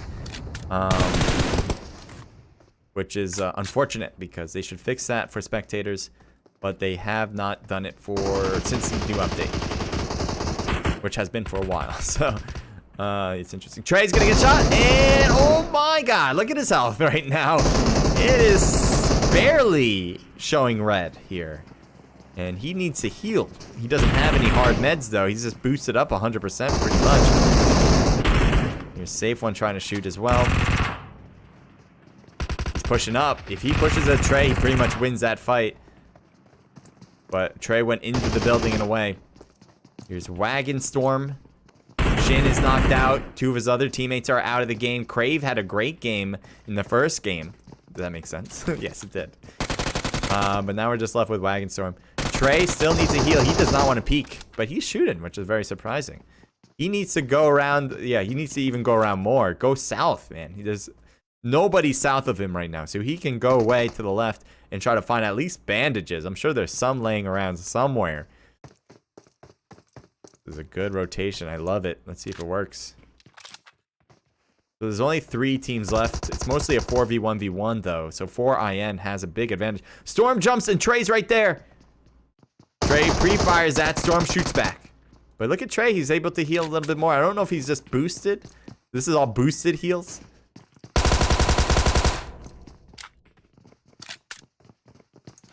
And there's the enemies pushing up more and more. They're already at the main building. Thank you, Killshot. Appreciate that, my man. Thank you for the follow.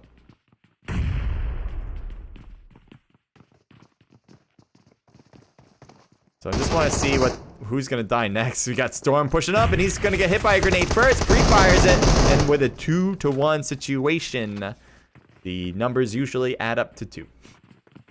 I know, 2 + 1 = 2 in that situation. Safwan is healing. You still have Trey. He's kind of hiding in his own closet, necessarily, or just a walk-in closet, locker room. Ooh, shot from the left window here. Through the window, into the room. Thank you again. Let me see what you guys did there. Thank you. Thank you for the follow. Syndicates. Thank you for doing that, man. All right, we're going to go back over to Painan. We actually started here before. There was 2 teams, maybe 3? No, I think 2 teams landed here. And it's still 2 teams. Apparently, they have not crossed the river yet. We have Pedro, we have Squeaks, and Legend. It's a 3-person squad. Then we have Nucleotide with Warrior, Killer, Pratic, and Devil OP. Both of them seem to be doing fairly well here. And we also have a third-party team, as apparently Nucleotide has noticed, with AI. And there's a shot. So you can hear that bolt action go off from Warrior. He's trying to make contact whenever they peek any window. Which could work, but it will only really get you a knock. It won't get you much more than that. It may make more sense to have someone just scope it out like Warrior's doing, just to look to see if they change positions. But if there's any problems here for Nucleotide, if anyone's pushing across the river, he needs to quickly shift over his focus to the more imminent problem, which would be NW. Pedro certainly needs a helmet, especially since he's peeking above the rooftops, where the only thing that's going to ever really be exposed is his head. Oh, and there's also a knock here. And they are pushing that. They are going for it. There's Killer. Let's take a look at Killer. So he probably caused the knock in the first place. None of the other players really pushed. Maybe one other, and it looks like on the other side, yeah, maybe 2 actually. So it's just one guy that's looking from across the river, I guess to be their scout, their long range scout right now as he continues to fire away.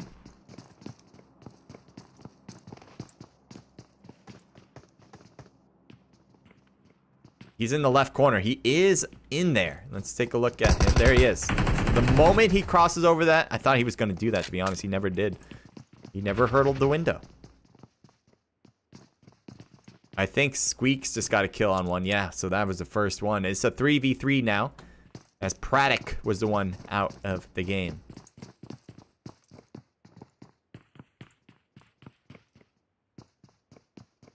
Super Devil is the one that was across the river. He still is across. He's not close to his own teammates that were attempting the push. And Warrior gets the knock. No one came over quick enough. They were all a little far. Oh, that was the other one. Oh, he still gets him. Warrior, good work there. Getting 2 in a row.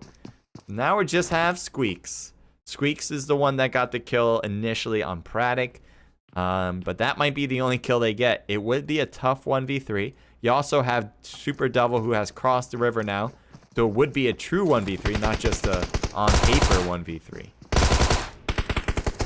And jumps out. Squeaks wins that. Goes for the thirst to get that kill. And he's trying to move. I don't know why he was going so slowly. I think he was kind of stuck in crouch position.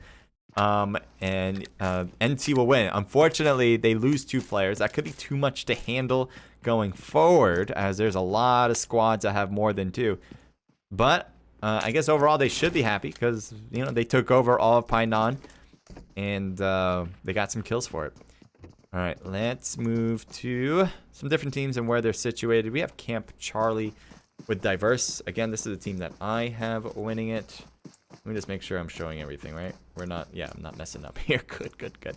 Jonathan, oh yeah, you already said that. Yeah, sorry about that, Jonathan. If you have any, definitely tell the organizers, you know, especially when you feel like someone has hopped into your slot, don't just rely on the organizers to know, like, oh, like, they're gonna delete it. Like, I don't have to tell them. They have my registration. They have the post. Just make it easier for them by saying it. You might have said it. I'm just saying if you didn't, just make sure to tell them next time. Shada. Marthis, welcome to the stream. Thank you for joining. And Fire Guy, thank you for joining as well. X-Boy, thank you for joining. A lot of people just joined, actually. Thank you guys for doing that. ITG Gaming, Trash Can. I saw you guys before, or at least I saw Trash Can before. Hard name not to remember. We have AL with Reaper and Bray. Apparently losing John B and Kendall. There should be a team close. There's the other one. BB with Richie, Tavi, Supreme, and Abby. If they push this, they probably would win it against AL. As long as AL doesn't notice them first. But if they get into those buildings, that would be a huge boost in odds for BB. But Bray, I don't think Bray noticed them. No, they're mostly prone. They're not even kind of looking. Here, oh, okay, Bray's looking. All right, so they can definitely notice someone now if Bray's paying attention to their north. But not so much. Not really a lot. Across the river. And down goes one on the bridge, and another one gets taken down. Can we go back? Let's see what's going on here. Slay taking some damage. So did Cobra, though. Now Cobra's backing up. It looks like Rakeen needs a heal fast. He's saying, hey, you want to pick me up here? I'm fine to get picked up here. I appreciate it, actually. And not going to work. You could get his loot. I don't think he even went for that. Honestly, I don't even think if he went for the revive there, he would survive. There was a huge flank from Chimmy on this side. I think he would have been killed at the bridge.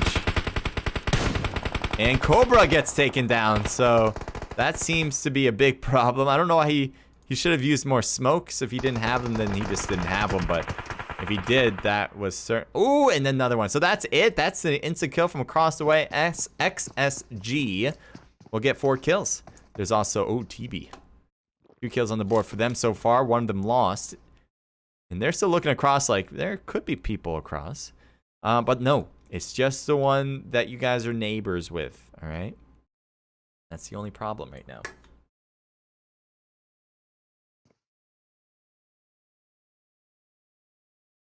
Good. It was an iced coffee, and now it's like a non-iced coffee. I'm the type of guy though that doesn't care whether it's like lukewarm or not. Like I have hot coffee and then it turns lukewarm. I'm like, yeah, it's still good. Same thing with iced coffee, the other way around, same thing. Ooh, one knock for Supreme. Richie couldn't do anything about that. Bray behind him now, or now in front. So this could be a fight if, wait, did Bray? I thought Bray left the house. He never did. He actually stayed in there. Reaper was just prone, and Richie noticed him and got the kill. I didn't realize how close they were. That was a different one. Wee man, welcome to the stream, buddy. How you doing? How you enjoying some PUBG action? We got Bray in the house still. Richie might go and try to finish that off on his own. He's getting close. But let's keep looking around. We got one knocked by the water, and I think one going for the revive on that knock. Yes, they did. So that was Nucleotide. We did see 2 of their players get taken down a little earlier after they got a squad wipe, so that's why they have 4 kills, but 2 deaths. And nothing much has changed as far as numbers for them. Still have 2 and still has 4 kills. Or still have 4 kills. Who is this? Xylo is in this shed, and Warrior. Oh, a shot from behind. And there's a shot from Warrior, so that should be Xylo's indicator of how close Warrior is. He might get shot in the back right now. That's a close one. That's even a closer one. And down he goes. Amp Chew from across the bridge with a 6x scope. I did notice that before we phased out from him. Yeah, it's always good to be able to handle long range. And with this game, the spray from ARs, the better you can do that, the better you're going to be. Ooh, Abby, unfortunately, cannot make it across the field. And now we just got Richie. Richie may try to get Bray now, especially now since, well, he's alone, and he can't possibly get any help with this. At the same time, since he is alone, he may not want to fight. He may just want to stay alive, because kills are much harder now. It is a true 1v1. I think Richie probably would win it. I've seen Richie play. He has a lot of good experience. I haven't seen much from Bray. I mean, I have seen him play before, but I honestly think Richie would have a better shot. Tavi's still knocked back there. Richie, I think, would love to go over there, but even the teammate that tried to back up to get to Tavi got killed. So that was Abby. So there's not really a chance to get that revive at all. Go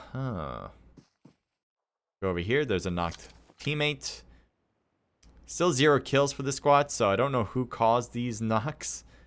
Maybe across the bridge, as that's where it seems like they are still. I don't know. I don't know where the next fight will be. Oh, there's Tavi dead. Well, that was because he was knocked. That was because he was knocked earlier. I think Goon is shooting across. Let's see if that's true. Yep. It looks like Tank there was using a vehicle, Intense Tank. As I mentioned, it's not a tank, but that's his name. But usually people in this game mode do not use, or in this map, people don't use a vehicle. It's just too short of a map, and there's a lot of good hiding places, kind of like where Richie is, that it's better, it's often better to be silent and utilize the rocks and the trees for your cover and the grass,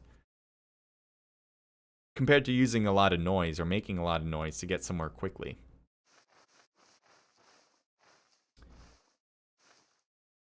So Bray is going to zone and saying, forget whoever was back there with Richie. Richie apparently didn't hear him leave. And so he could have shot him in the back if he just kind of heard that. Oh, now he shot him. And oh, that was from across. That was from Doc. I was about to switch perspective here because I thought he was going to make it. But no, he got shot from a whole different side.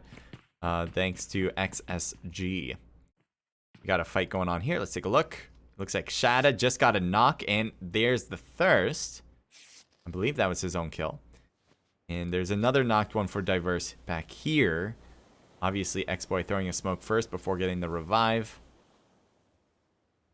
And let's see if Shada is going to rotate to get here. He is heading in this direction. He's actually heading straight to them. Probably sees that smoke That should be a helpful indicator. Sometimes the smoke can be really good. Sometimes it can be hurtful because the enemies will know where you are based on that smoke. But I would say most of the time it's useful. So if you're ever really in question, the moment you're questioning whether to use smoke, probably should use it. Ooh, Shatta gets hit. And we'll peek this against... Nope, he's not. He's going to keep going. There's extra shots. Every now and then peppering it. But as long as Shatta used these hills for cover as he moves, he's also trying to use a painkiller. It's not going to be a hard med increase. But he will be able to deal with the blue a little bit better here. And he will go downhill and away from Diverse. He's on the other side of that hill. The moment he cuts over this rock, I think he'll be spotted by Diverse. And he'll use this rock first to peek over.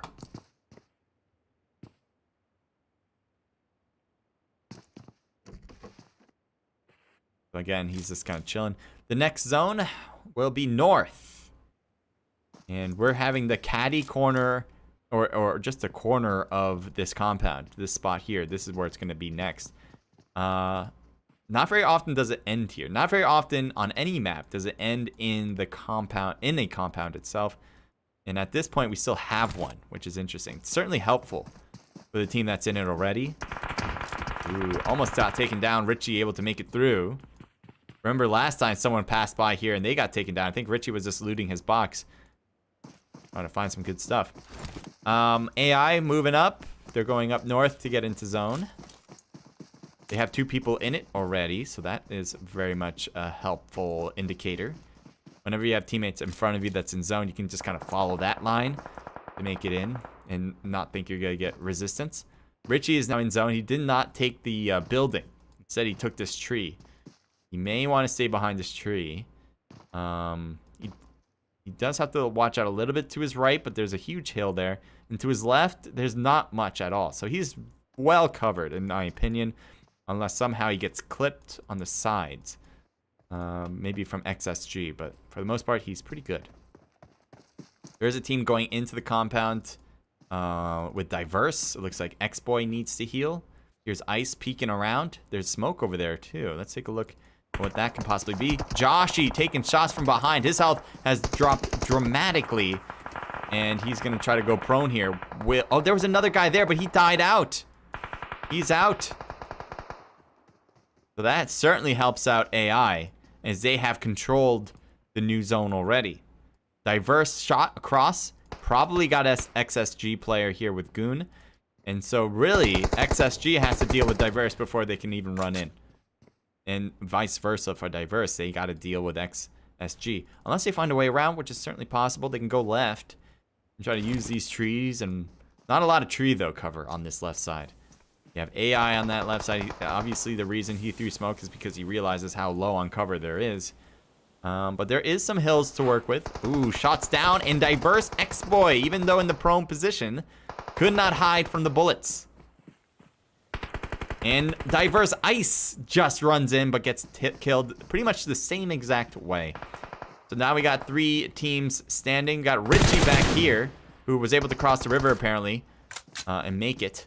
There's Daniel on the right, and good thing Richie didn't peek too hard, but he needs to heal now, and he can't. He gets shot from XSG, a team he was not foreseeing to be a problem. Now we got 2 teams. AI with Chu, V, Joshy, and Daniel, and then XSG with Goon, Jay, Doc. I would say Chimmy, but Chimmy is out, so that's why it's a 3v4. That's why there's 7 players left in the map. Doc is kind of peeked out too much, gets behind the tree, and I think, oh, he's getting hurt. Oh no, he needs to get out of this spot. I don't think he's gonna heal in time. He messes up the heal, which is so unfortunate, because they're already down a player. Thank you guys for tuning in. Wicked Will, appreciate the join, and Gamer Elite, thank you for joining in as well. Udon Wire, thank you for being here too. So again, 2v4. AI seems to be in a dominant spot. The only negative part they have is that they're not in zone, but as long as they have some smokes, if they really just smoke out the line now to get in, they'll be good. Ooh, Amp Chu gets taken down from Jay, leaving it to a 3v2 effectively. If they revive Chu, that'd be a different story. But right now, I don't know if that's even possible. And if they do revive, will that be too risky? Right now, Jay is not shooting anymore. It looks like this hill is good enough to hide. Jay's going to be moving up, as he was going to be dealing with the blue if he didn't. Ooh, let's see this grenade. Will it work? Will it make contact? Throws it. Chucks it. Close. It's good. It is good. It gets 2. Daniel and Chu both out. Joshy now low on health gets demolished. It's just V. A 4v2 situation changes to a 1v2 against them. And now Goon's not ready for this, but he may be able to. Never mind. He figured it out. Oh, good work, Goon and the rest of them.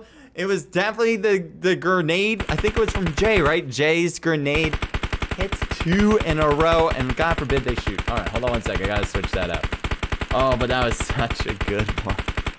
Oh, my Lord. All right, hold on. All right. Chill with the shots. Chill with the shots. Oh, that's so loud. Brady, welcome to the stream. Says hi. Hi. Okay. Oh, Brady. Sorry, Brady. All right. XSG, congrats. Let's go through that first. You guys can still hear me, right? That's not a problem. Nope. Again, I just want to re-emphasize that grenade that took down 2. It's such a big deal because they were a 2-person team going up against a 4-person squad, full squad. And I think AI just kind of slowed their gameplay a little bit too much. They liked their top of the hill, but they should have understood that there's just 2 more left. And at that point, you can just chuck a bunch of smokes, or you can just push without them, honestly. If you felt comfortable enough with your gameplay, maybe have 2 people push in, have your other 2 constantly peeking, looking around to see where maybe some gunshots are going to come from. But maybe it would have worked 80% of the time, what they were doing. It just didn't work out this time. Okay, let's go through this for sure. We got 5 for Goon, 2 apiece for Chimmy and Doc, 4 for Jay. Team total there of 9, 10, 11, 12, 13 kills, double digit, well played. AI with 4 for Amp Chu, 2 for V, 1 for Daniel, a team total of 7. BB coming in with just 2 kills, all from Richie. So XSG certainly leading this match 3. Not only based on the rank, but obviously the kills are looking great. Diverse with 0 kills, 1 P with 1 from Shada, 5 for Times, and a team total of 10. Way to go, 1 HP to get double digit. 2 for Martha, and that's a team total. 2 for Glowboy for Intense, and a team total of 4. AL with 1 kill for Kendall. NT or Nucleotide with all 4 coming from Warrior. Well played. TB with 2 for Slay. 4 IN with 6, 7, 8 kills. Good job. Excuse me. NW with 2 kills from Squeaks. RC with 1 for Samos. DNT with 1 kill for Zacian. 1 kill for Kush, and that is their team total. And Aces with 1 from Junie. All right. Let's continue out of this. Let's get the audio back up because I can now hear things.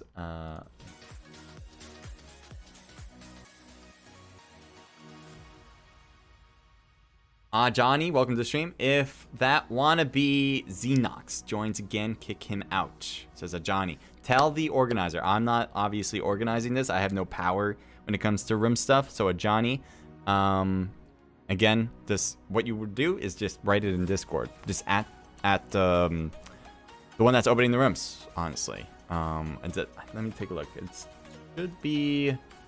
It might be Sam, because he's actually the one posting the room, so you can just add him in one of the general chats. The room is open right now, so I'm going to get myself in as we speak. But yeah, you guys know the drill. You know, if you have someone in your room, just tell them in Discord. If you tell me, nothing's going to happen. I'm going to let you know. Unless they're watching the stream and they're going to follow that. But you should just tell them directly. Alright, so yes, I want you guys to see my beautiful face. Obviously, I'm also getting into the room. Okay, that's not the way.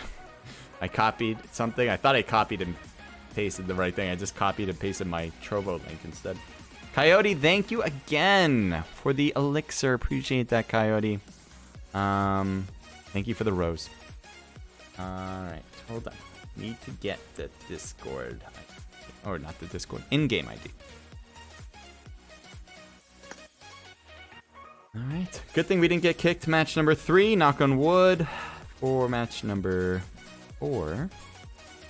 As hopefully we won't get kicked again. So Asuka might be running it. As she is in spectate mode. You can ask Asuka. She's obviously one of the organizers. If you don't know her, she's doing a really good job putting these things together. So again, hit them up if you have people in your slots or something wrong. Either, again, Asuka or Sam. We're going to get started in roughly 5 minutes here. Good luck again to everybody. What are we doing here? See, what am I looking at? All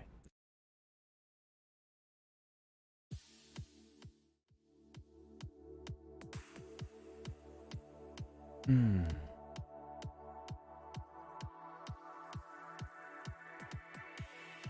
Wee Man, thank you for the message. Thank you for the support.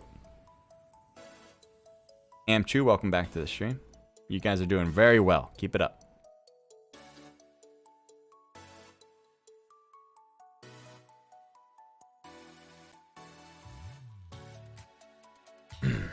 What kind of house is it? What the hell?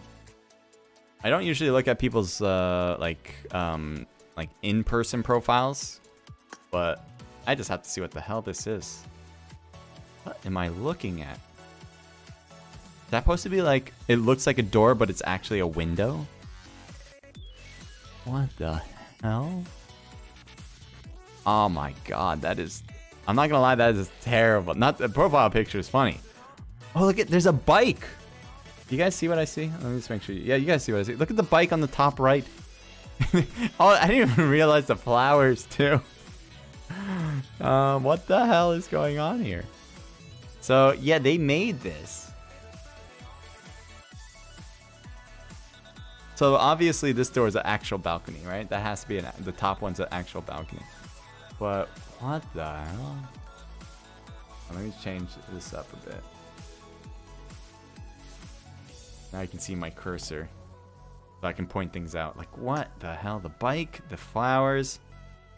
Is there anything else that's, like, weirdly upside down that, like, wouldn't work with gravity?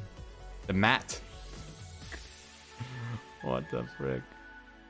Why would someone make a house like this? I'm not gonna lie, that's, like, the weirdest thing.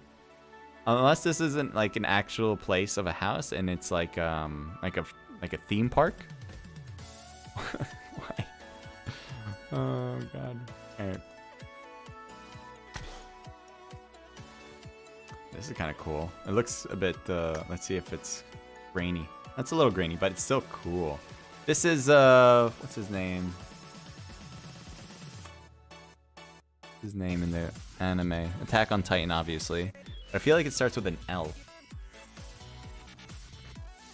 If you guys know, let me know, right? He's like the... He's not the main character, but he's like a captain. We got One Piece. We have with Luffy. We have a lot of anime lovers, which I love in a community. We got Majin Buu. I don't know what form you would call that. No, it's not Majin Buu. I was wrong. I was like, wait a minute. That's one of the OP characters in Dragon Ball Super. Like the... Not antagonist, but the main challenger. What the hell is this, though? I think... Alright, this could be one of two things. One, it's like a logo that she came up... Or he, it could be a he, I don't know. Came up with, just for fun, right? Or it's related to like a show or something that like was from childhood. That's the only two I can think of. Otherwise, there's really no other reason to have it. This is adorable though. There you go, Chew. I know you're in the chat. I'll take a look at your logo. How cute. How cute. Was that a hamburger? Is that a veggie burger? Impossible Burger. I'm gonna go with hamburger. No cheese. And a lot of it's on his face right now. Alright, this was one of the logos I've seen in the past. But just to kind of give it another look. Richie, thank you for helping us show this. So this one is... I've mentioned my take on logos, obviously. If you guys are a mobile team only, which this may not be. Maybe Brawl and Badness deals with PC and console games as well. Then this makes sense, right? Like if you have... I mean, sorry, if it's everything, right? Your clan deals with a lot of different platforms, then this is a fine logo because you can't make it equivalent for everything. But if you guys are a mobile gaming clan only, then this really doesn't make any sense. So yeah, I would change it if you are only a mobile gaming clan. You make it a phone, right? Just make it a phone. Easy. Simple. I also mentioned before, like the lettering is way different than the logo here, and I do believe that someone created the logo with the background and did a very good job of that. Right? It looks, the logo itself has a nice sheen to it. It has that three-dimensional feel. It looks like something I can actually pick up. Very cool. But then I felt like then they wanted to add the names below it, but they didn't want to like get the same artist maybe, or they didn't want to use the same technique. And they had a simpler route of making it a two-dimensional written BB Richie or BB whoever for it. And that takes it away, I think. It just kind of isn't, that shouldn't be like that. You should make it the same. If you have your top one, make your bottom similar as possible. Otherwise, it kind of takes you out of it. Just saying.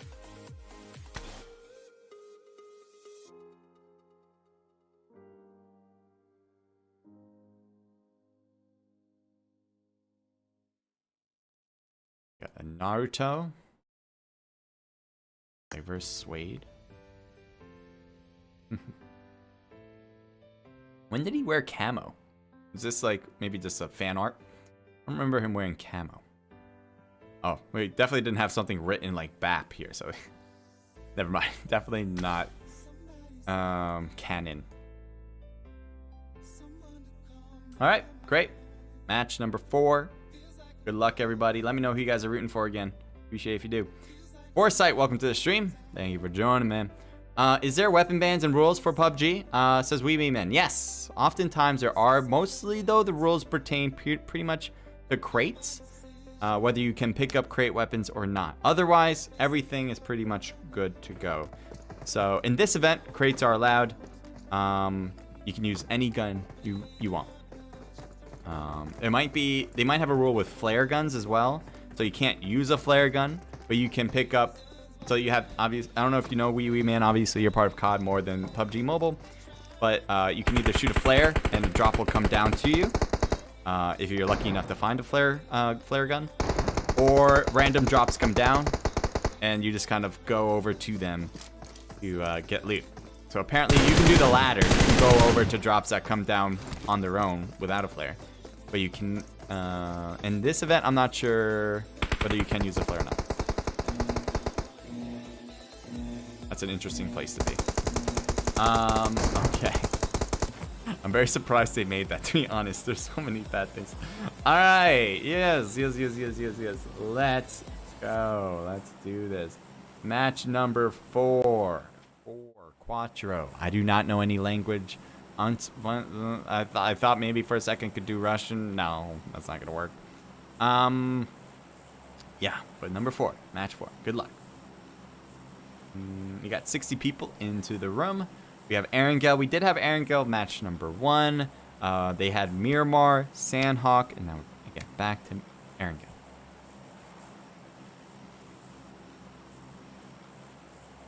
Anything else I need to change? We got audio pickup here. Perfect. And let's go XSG, says XSG Tink. Welcome to the stream, Tink. Thank you for joining. Appreciate if you follow if you haven't done so, guys. If you guys do, You will be part of the insider group and my esports center, all right? What does that mean? Absolutely nothing, but it makes you feel good, right? So you want to be a part of it. Don't miss your chance. Nucleotide landing down with Pratic, Warrior, Killer, and Devil OP, or Super Devil. I think it's been the same team every single match, so no subs needed for this squad. TB. One player for TB already down on the ground. Well, not knocked, but he's on the ground running. And there's a ton of enemies around. That could be very problematic here. Warrior comes out a bit, and TB, I think, just has a handgun, so he's not going to attempt the shots on Warrior. Pratic is coming around from the left. If he notices it first, which he doesn't seem to be, he's going to the road. Here's TB again. The handgun makes you super slow, so I would not be running with the handgun in hand. I don't know why. Like, does anyone know the answer to that, by the way? Because that is a super weird thing for the game to do. You actually run slower with a handgun than you would with an AR or an SMG. It blows my mind. I really don't understand how that even makes sense. Handguns are lighter, so it should be... You can run faster. Ooh. I think Pratic noticed that TB player, so he's about to throw that grenade. Unfortunately, he throws it into the only place in this room where it wouldn't damage him.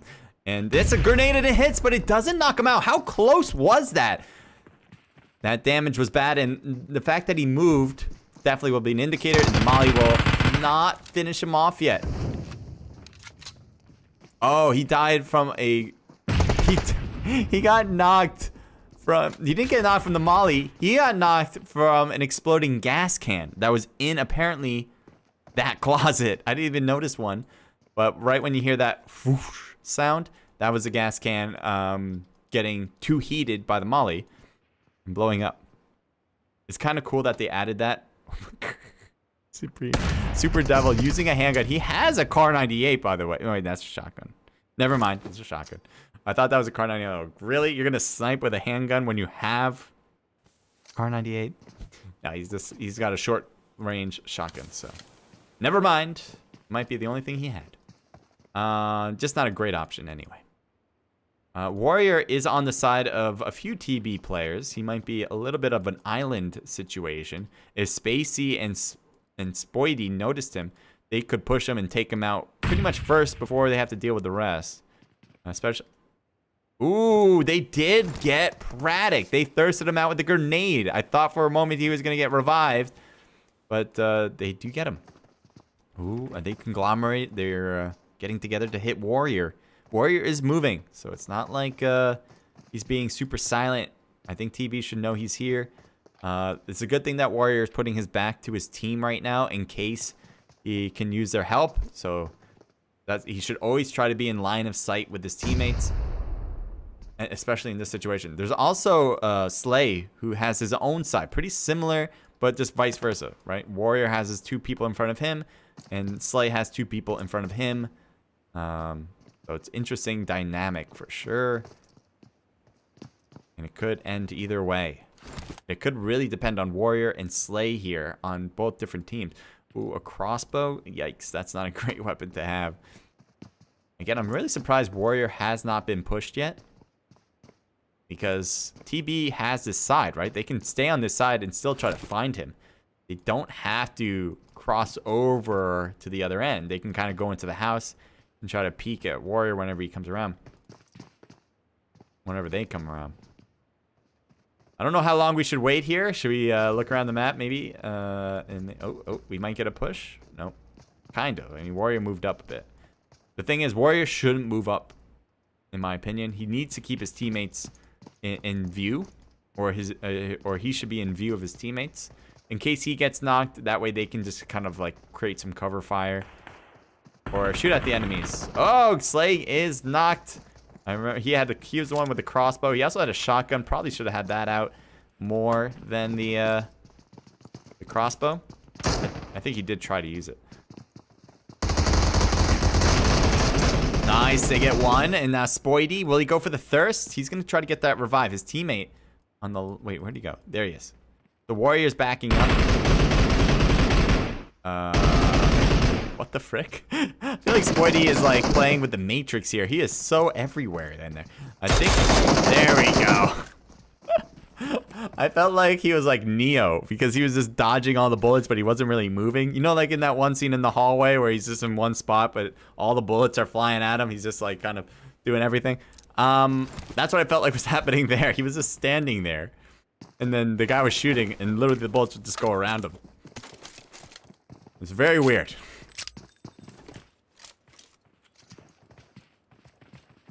Super elite. And oh boy, that is bad. Got one! Can't get two. But he got some damage on the second one. It's just that he's going to be thirsted, and they're going to get that thirst. Oh, no way do you make it away. Really? No thirst? Wow, he's getting away with that one. They should have thirsted. They had two people that one of them could have thirsted. One get the revive, obviously. The reason why you would thirst in that situation is one, you have the time, right? You have the time to do it. There's no real need.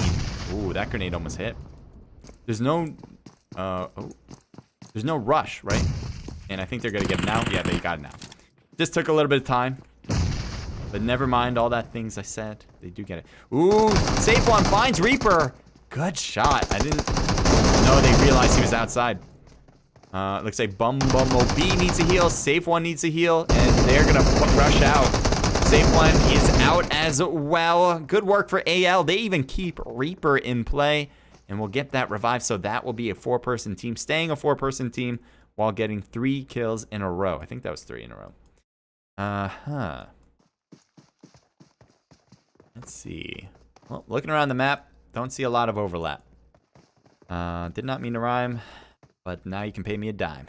All right, I'll stop. Orange is going to go across the bridge. Nobody's bridge camping, so that won't be a fight. Where is Noob? Look at this. Is he by himself?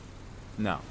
He has his 3 remaining teammates, or 2 remaining teammates as a 3-person team. They're going wide right. Super wide right. Mills Gypsy, welcome to the stream. Thank you for joining. Mo Godzilla, welcome as well. Thank you guys for providing your presence. There we go. I can use words eventually. People at the edge of blue zone here with XSG. I know people are rooting for them in chat. Nith needs to get in with the rest of his team, but they just have the vehicles. They'll make it in easy. No one's going to stop them either. There's a few players that are just at the bridge, and now they're finally crossing. It took them a while, but here they go. So they might just be worried of bridge campers. He stops early. He's looking down. Super Devil goes down a bit. He's going to, I guess they're going to do this in stages. The main place to worry about is that truck in front. Obviously not for them right now, but in general, if anyone's going to bridge camp, it would be in that dump truck in the front. So here's Killer. Wondering if anyone's in there, and it is clear. That is fine. So they'll move forward. And there's nobody out here either. So that was a good check on the bridge. If you ever wanted to know how to check a bridge before crossing it completely, just take it in stages. And that's it. That's really it. Let's go here. We'll take a look at the drop. What's inside? An MG3 with a suppressed sniper. That's like one of the worst choices. I'm not gonna lie. I haven't really used the MG3 a lot, or the light machine guns a lot, or just one light machine gun. Actually, there's 2. But you know, it's I don't think it's been one that has been well received. I think it's an okay gun. The 4x scope M4. What the frick? How did that buggy get up there? Is that on? I think that might be on the ground. I actually want to just know. Is that buggy on the ground, or it just looks like it's like floating? Yeah, look at that. That's where the buggy is. To me, it looked like this buggy was, I think they're just shooting the ground. Yeah, you see all the bullets. Those are the bullets that are hitting. They want to hit the tire, but couldn't make it. Ooh, Kendall got one down the hill. What the hell? That is pretty sick, actually. I'm not gonna lie, but it looks like they made a grave mistake. They took a grave mistake as they went around the wrong side. Car 98 shots from John. There's Sabrina, a little peeked out there. I don't know if he noticed that. Maybe it's just for spectators there. But one was peeked out a bit too much.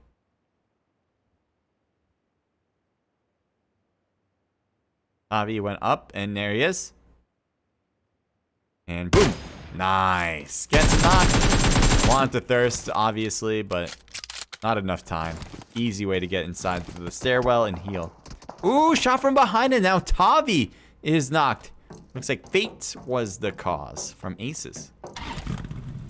Sweet Tea, welcome to the stream. Thank you for joining again. I hope you're having a good day, good night so far. Here's a revive. Nope, almost a revive. I think they're just avoiding the windows. There you go. That will do. All right, let's keep looking around. So this will end. Actually, I shouldn't say it will. It could end to the north. It could end around farm. It's possible, but it's probably going to end around military base, which will catch when it changes the zone. There's a lot of enemies that are still outside of this next zone, as it will close soon. In particular, it's with Thirst, Christian, Simple, and Kush. And there's AI V. He's a bit out in the open a bit. He could get shot. Let's see if he gets shot in the field now. I thought he was going to get shot right when he peeked out, but they may have stopped looking. They were on that hill on our left. And oh, there they are. I guess maybe it's even too far for them to even see them at this stage. Oh, let's switch it. I think it's that one by the bridge. Oh no, it's two of them. All right. So they go in. They try to take out Supreme. One gets knocked and the other gets knocked. So it's a 1-to-1. He gets a thirst, but they may push after that. After, again, they got a knock, so they should feel confident to get the remaining guy. Tavi's still knocked, though, which is the problem. Ooh, getting shot from the top. Tavi's going to go try to find himself a hidden spot, and he goes in instead. He's in. Oh, he just can't find a place to hide. This is not a good enough spot. How is he still alive? This is not a spot. He's still up. So the guy... This is a weird gameplay, I'm not gonna lie.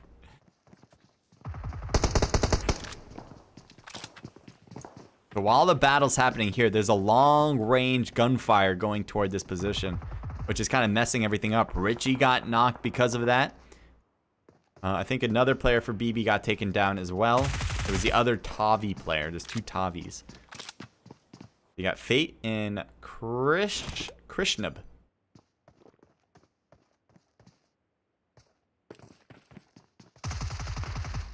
That was a good grenade. Tavi lost half of his health. Pretty much based on that. Another molly, but does not explode, obviously. It's just a molly that will spread in an AOA area. He hits the top of the bottom of the window a lot there. Keeps hitting the top of the, again, the bottom of the window. Got a good amount of damage, but he's hurt too. Got one! Oh, can't get two. So BB will be out. Krishna will heal his teammate Ace's Fate. It was the Fate team that moved up, by the way. Oh, tried to head down a bit. Didn't let me. Let's go try it again. We have Mike. Apparently, they have lost some players. But we still have Mike and Zacian. Shin and Crave are out. Go to this bridge. There's one team on the bridge. One team right beyond the bridge. Alright, technically still on the bridge as well. So this is the bridge camping that we usually notice. People taking this dump truck. It's a very hidden spot, hard to push. And then people stopping here because they couldn't go any farther. If they did, they'd just get shot out of their vehicle. So sometimes with what RC may want to do is jump off of the bridge, get to the water, and then kind of move forward from there. The next zone has not shifted yet, so... they can stay here for a bit, wait for the next zone, and see if they do need to move eventually. They probably will, but they can take their time with it, is what I'm saying. This is a problem. It looks like Krishnab is getting a revive right now on Ace's Fate, but right now getting pushed. Here's that revive, and it worked out. Grenades. Both sides throwing grenades.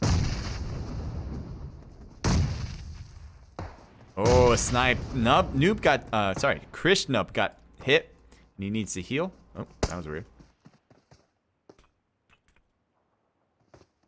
sees him. Oh, I don't know if he realized he was gonna fall there. And oh no, Krishnov got knocked, and that grenade almost took him out completely. I'm surprised there isn't a bigger push here from KE.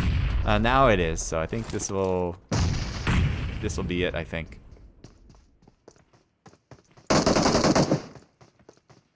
Fate should, I don't know, maybe should try to hide. Instead, he goes after. He gets a knock on the motorcyclist. I don't know if he went for the thirst there, but from behind, Alex is coming. Fate needs to be ready. Strafing already to start. And I think he's about to die. Yes, he will. As in Martha will come in from this side. So good job from her. They will get the at least the attempt to get dog water. I wasn't sure if there were still people up top that were going to be shooting. But no, nobody's up top. You see Kendall going up. But nobody is there at the moment to shoot down. Let's go back over to the bridge. Still have this fight. And not really a fight. It has changed to the water. You can stand at points. But Joey's trying to retreat back. I don't think this is going to work. I think he will be thirsted. And the molly will burn him in the water. That works out. Obviously, this water is laced with gas. That's how that all can make sense without you breaking your brain. So you can stand right at that corner, right? This hidden spot is standable. Anything behind it is not. So Myth can shoot. Ooh, I don't know if you can see Myth Beans. Which is why he's probably switching positions there a bit. His head was peeking a bit. His head is still peeking. I don't know if they noticed his helmet there. Yeah, peek the left. Peek the left. Nice. Ah, couldn't get anything done, though. Oh, Warrior pushing on the right now for Nucleotide. Uh-oh. Uh-oh. Myth Bean, you're getting shot. He threw a grenade. He needs to stay on the left. Oh, is this going to stay good? Oh, look at Warrior. Oh, no. He can't get up on his feet, though. And oh, no. Myth Beans wins because of that. Oh, Warrior saw him, but he's like, I can't stand. That's... Damn. That's unfortunate for sure. Myth Beans would have certainly been out if Warrior could stand at that distance away from the sand. And finally, he'll take it. So, luckily, they can still get this revive. The blue zone, though, is going to shift them quite far. And it's going to be hurtful. Luckily, they have a car. They're going to have to heal fast and make their way in fast. CJOP. Thank you, Leo. Intense tank taking damage. It looks like he's about to be thirsted out. And he is. There's still another player knocked. Where is that? Over here. So Christian is getting the revive on Simple. Enemy on the left. Let's take a look at both, though. They're not really noticing each other. They could have been hit by a third party, which is why they just don't know yet. It probably was, yeah, probably is this team, AL. Good smoke says they definitely need it. See the shots fly.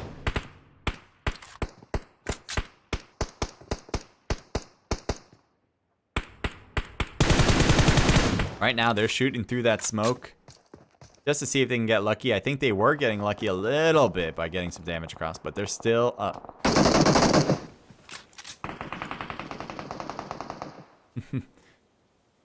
Christian's certainly a healer in the last 2 minutes. Simple will get revived twice now, at least for the last, again, 2 minutes. Thirst and Kush. Let's see if Intense BK, the Scar, can do anything. Kush is throwing a smoke. May try to rotate left. The next zone's a problem, so let's see if Kush running away. Nah, that's not gonna work. Just too much to handle there, and with the hill in their favor, they just kind of shoot over that smoke as they see him clearly. Diverse driving through. And Diverse Viper for the moment is getting shot. Goes into the blue in order to avoid gunfire rather than cutting corners. You can see the rotation around. I don't know if they're going to try to push anymore. Oh, wait. Got to switch. Christian gets a knock and got a thirst. Intense BK. Oh, can he get this grenade to work? It's going to be close if he can get it at that tree. Just float it and hits him, but it doesn't knock him. It hurts him, though, a little bit. And will that be enough? Not yet. The jump, but he didn't get it, and he dies. Oh, no. An intense BK. There we go. Intense BK. I really thought he was going to lose that, especially because of the grenade that hit him. It didn't take a majority of his health, but it took like a quarter. And then a lot of misses. Certainly a lot. Looks like one enemy is driving away. That is Diverse X-Boy. And he stopped.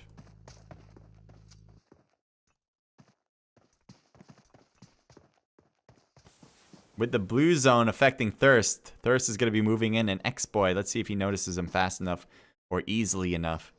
Yeah, he sees him. He's got this. Oh, but with the Uzi, he wasn't super accurate from this distance. While the Uzi is accurate, it is not a very powerful weapon. It doesn't have great range. You have to be close for it to be really good.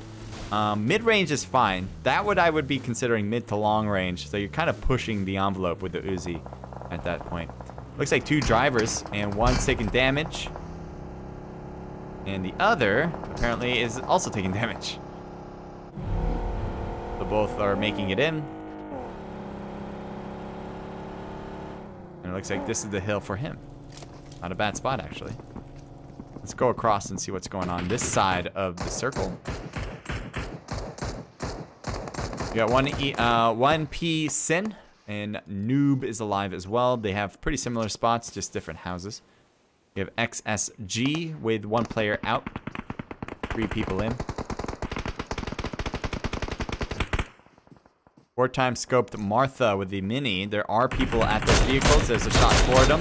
Hits one, hits twice, and gets the knock because of it. Well played. This is a sniping weapon. Obviously meant for situations like this. Trying to break those cars down. You can see Orange is really far away from zone, which is why they're trying to break these cars, because if they can effectively remove the cars out of the game, then NT will have to run in. And if they run in with the blue zone on their tail at this stage, it'll hurt a lot. So put them more in a risky position to take damage.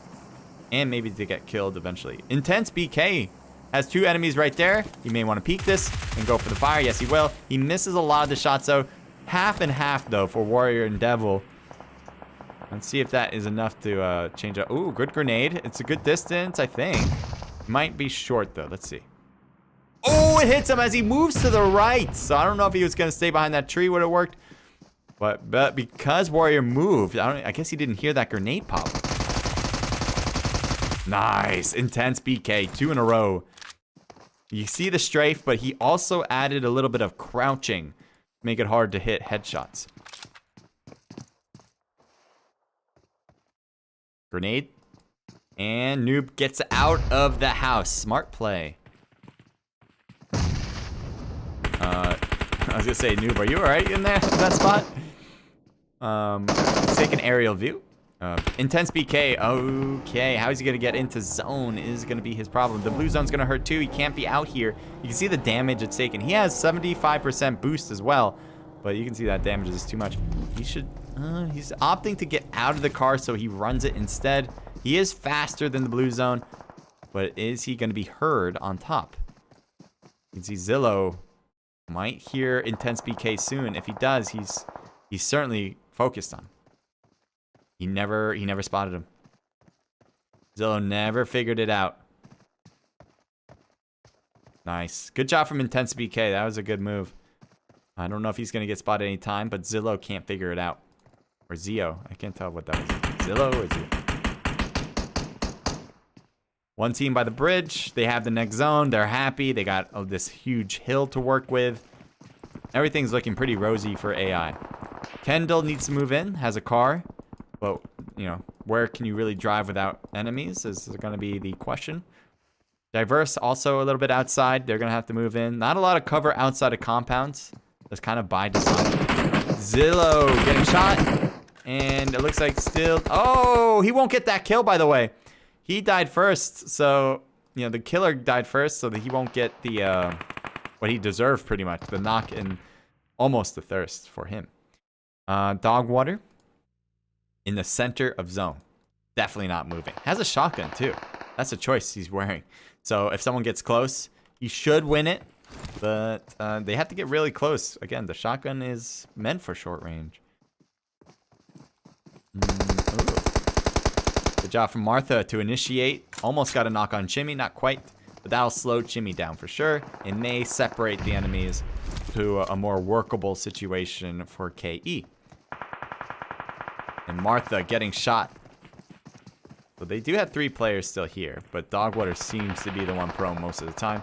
Kendall trying to drive and just died as we were trying to head over to Kendall. So that leaves us with 4 different teams. Looks like this fight will happen quickly because the blue zone's going to force XSG out of their comfort zone. There's Martha. Let's see Martha peek out. Oh, that's a great nade as Martha takes a ton of damage. More grenades flying. Martha just about dead. There's a knock as Chimmy moved forward and got that. There's more shots with a shotgun on the right side. Finally comes out as a snake in the grass. And Alex will get a kill. Goon is still up. And Dogwater will go for this first. Alex is going to hold steady. Healing first too. As they also want to get this revived to make it a 3-to-1 situation. They probably should push Goon to finish him up. They know there's one guy left. He's been shooting. So it's not even a question of where he really is. And they don't want to allow this revive, obviously. I think Goon is throwing a smoke. Or throws a grenade over to Alex and hits him, but can't get the knock. So Goon's going to have to finish it up with bullets. Can't do that, though. Changes it up to the M4. Trying to hit him with a headshot. He's got to look right, though. There's no way they're not pushing this. I'm really surprised they're not trying to finish this one up. I think they just like their position way too much to come out of this little crevice here. This little crater. That might hurt him in the long run as Goon can come out of nowhere. Diverse Viper is pushing up the hill. If he can find Goon, then that would certainly be a third party that would affect Goon the most. No doubt. And there you go. Alex does finally push it to get the kill. Here's Diverse Viper rotating. And Diverse Viper is knocked. Farther behind, there's his teammates. There's Diverse Suede. There's X-Boy. So KE has been dominating that middle. Unfortunately, I might have just jinxed them. Martha gets knocked. Oh, and a grenade hits. Gets another one. Dogwater jumps forward. And he probably should have tried to hide and heal. I don't know if he had any meds left. But his health was super low at that point. So we got what? Diverse. Try to head over. There we go. Diverse versus AI. Oh, 2 knocked here. He's the last guy standing. And he's getting shot from the side already. He couldn't even shoot at the right one, even if he wanted to. So that leaves it to AI. AI, I believe, I could be wrong about this, but I'm pretty sure they won a round. I know they did very well. Amp True, you can tell me, right? You're in the chat right now. I believe Amp True and the rest of this team at least was a top 3 in previous rounds. I would not be surprised if they won. Unfortunately, I'm going to give you some critiques here. They only have 4 kills, 3 for Amp True and 1 for V. Scores generally are dominated by kills. If you don't have kills, you're probably not going to win a lot of these games. That being said, I'm looking through all the scores, and not a lot of people have much more than 4. Some have more, but not a lot more. So let's go through this. We got Diverse with 5 kills, 3 for X-Boy and 2 for Suede. And then we have 6 kills for KE with 3 for Alex, 1 for Xylo, and 2 for Martha. I thought they did very well in that crate. The circle certainly helped them out, so they didn't have to move out of it. But I think their biggest competitors at one of the stages was XSG. They did really well throughout the games. Goon with 3, 1 for Doc at 4th place, so 4 kill count. Yeah, I thought XSG was the better team in general during every match, but because XSG had to deal with the blue zone, move ahead of where they wanted to be, and KE was just kind of defending their one spot that was well defended. Like the crater was beautiful for them. That's what really helped that case out. So again, that's why I always say in PUBG Mobile, it's so important for positioning and rotations over gunplay. If I had to choose like a player I wanted on my team, someone who really understood where to go to win battles rather than who can fight their way through a fight, I would definitely pick the one that can rotate and position themselves into a successful situation where it wouldn't require the best gunplay. 4 for Bray, 2 for John, 2 also for Reaper, and 1 for Kendall. A team total of 9 kills. 1P with 0 kills. Let's keep going through this. We got Intense with 6. Good job from Intense BK. A team total, actually, for 9. Nucleotide, 3 apiece from Super Devil and Killer. A team total is 7. Well played. That's your host team, by the way. DNT with 1 kill from Nike. We got 1 kill from Christian and 1 kill from Thirst. A team total of 2. Beans with 1 kill, and that's a team total. 2 for Krishnub and a team total of 3. BB with 0 kills. 4IN with 0 kills. 1 HP with 0. And TB with 1 kill from Spacey. All right. I saw something happened, right? Thank you for the follow. That was from Mo Godzilla. Thank you for doing that. All right. Break you out here. Play some music. All right. All right, guys. Two twice and first. Oh, second twice, right? And first. Fourth. They had 2 in second, 1 in first, 1 in fourth. So I had a feeling. There you go. There's a word. I had a feeling you guys were in the top 3 a few times. I wasn't exactly sure how many times. Definitely remember like 1. I don't remember your kill count particularly, but I have a feeling you had a lot of kills. But you know, the results, the official results, will be in the Discord. So if you're interested in seeing who did what as far as this competition goes, head over to their Discord. It is linked in the description on YouTube, and it's linked in the link tree, which is posted in chat. So if you don't see the link tree, I can post it to you guys again in Trovo.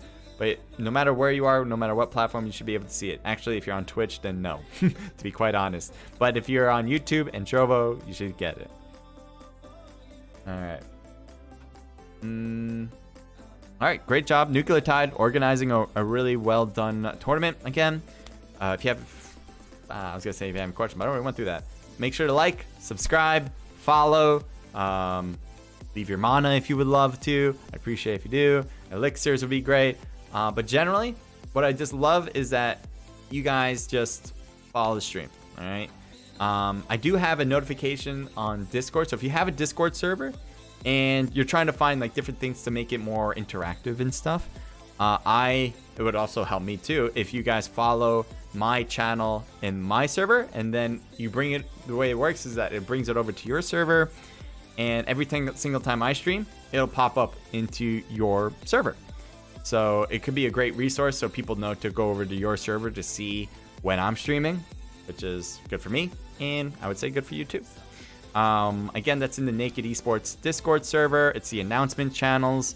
I think the particular channel name is Watch the Stream. Again, it's Watch the Stream. So if you do that, thanks. If not, don't worry about it, but make sure to follow and subscribe. Alrighty. That's it. That is it for tonight. Tomorrow I will be streaming. What am I streaming tomorrow? Oh, I dropped the baseball. I think I'm streaming a Republic of Gamers. Actually, I'm not 100% sure of that. Well, let me check. I got my calendar. Yes, Republic of Gamers at 3 p.m. Can't get the baseball under my desk. And that's it. That's all I got for tomorrow. All right. All right, guys. I'm going to call it a night. Good night. Thank you again for watching. Thank you again for all your support, and I will see you next time. All right, later. Bye. Where am I ending this? I don't know. Here it is. Bye.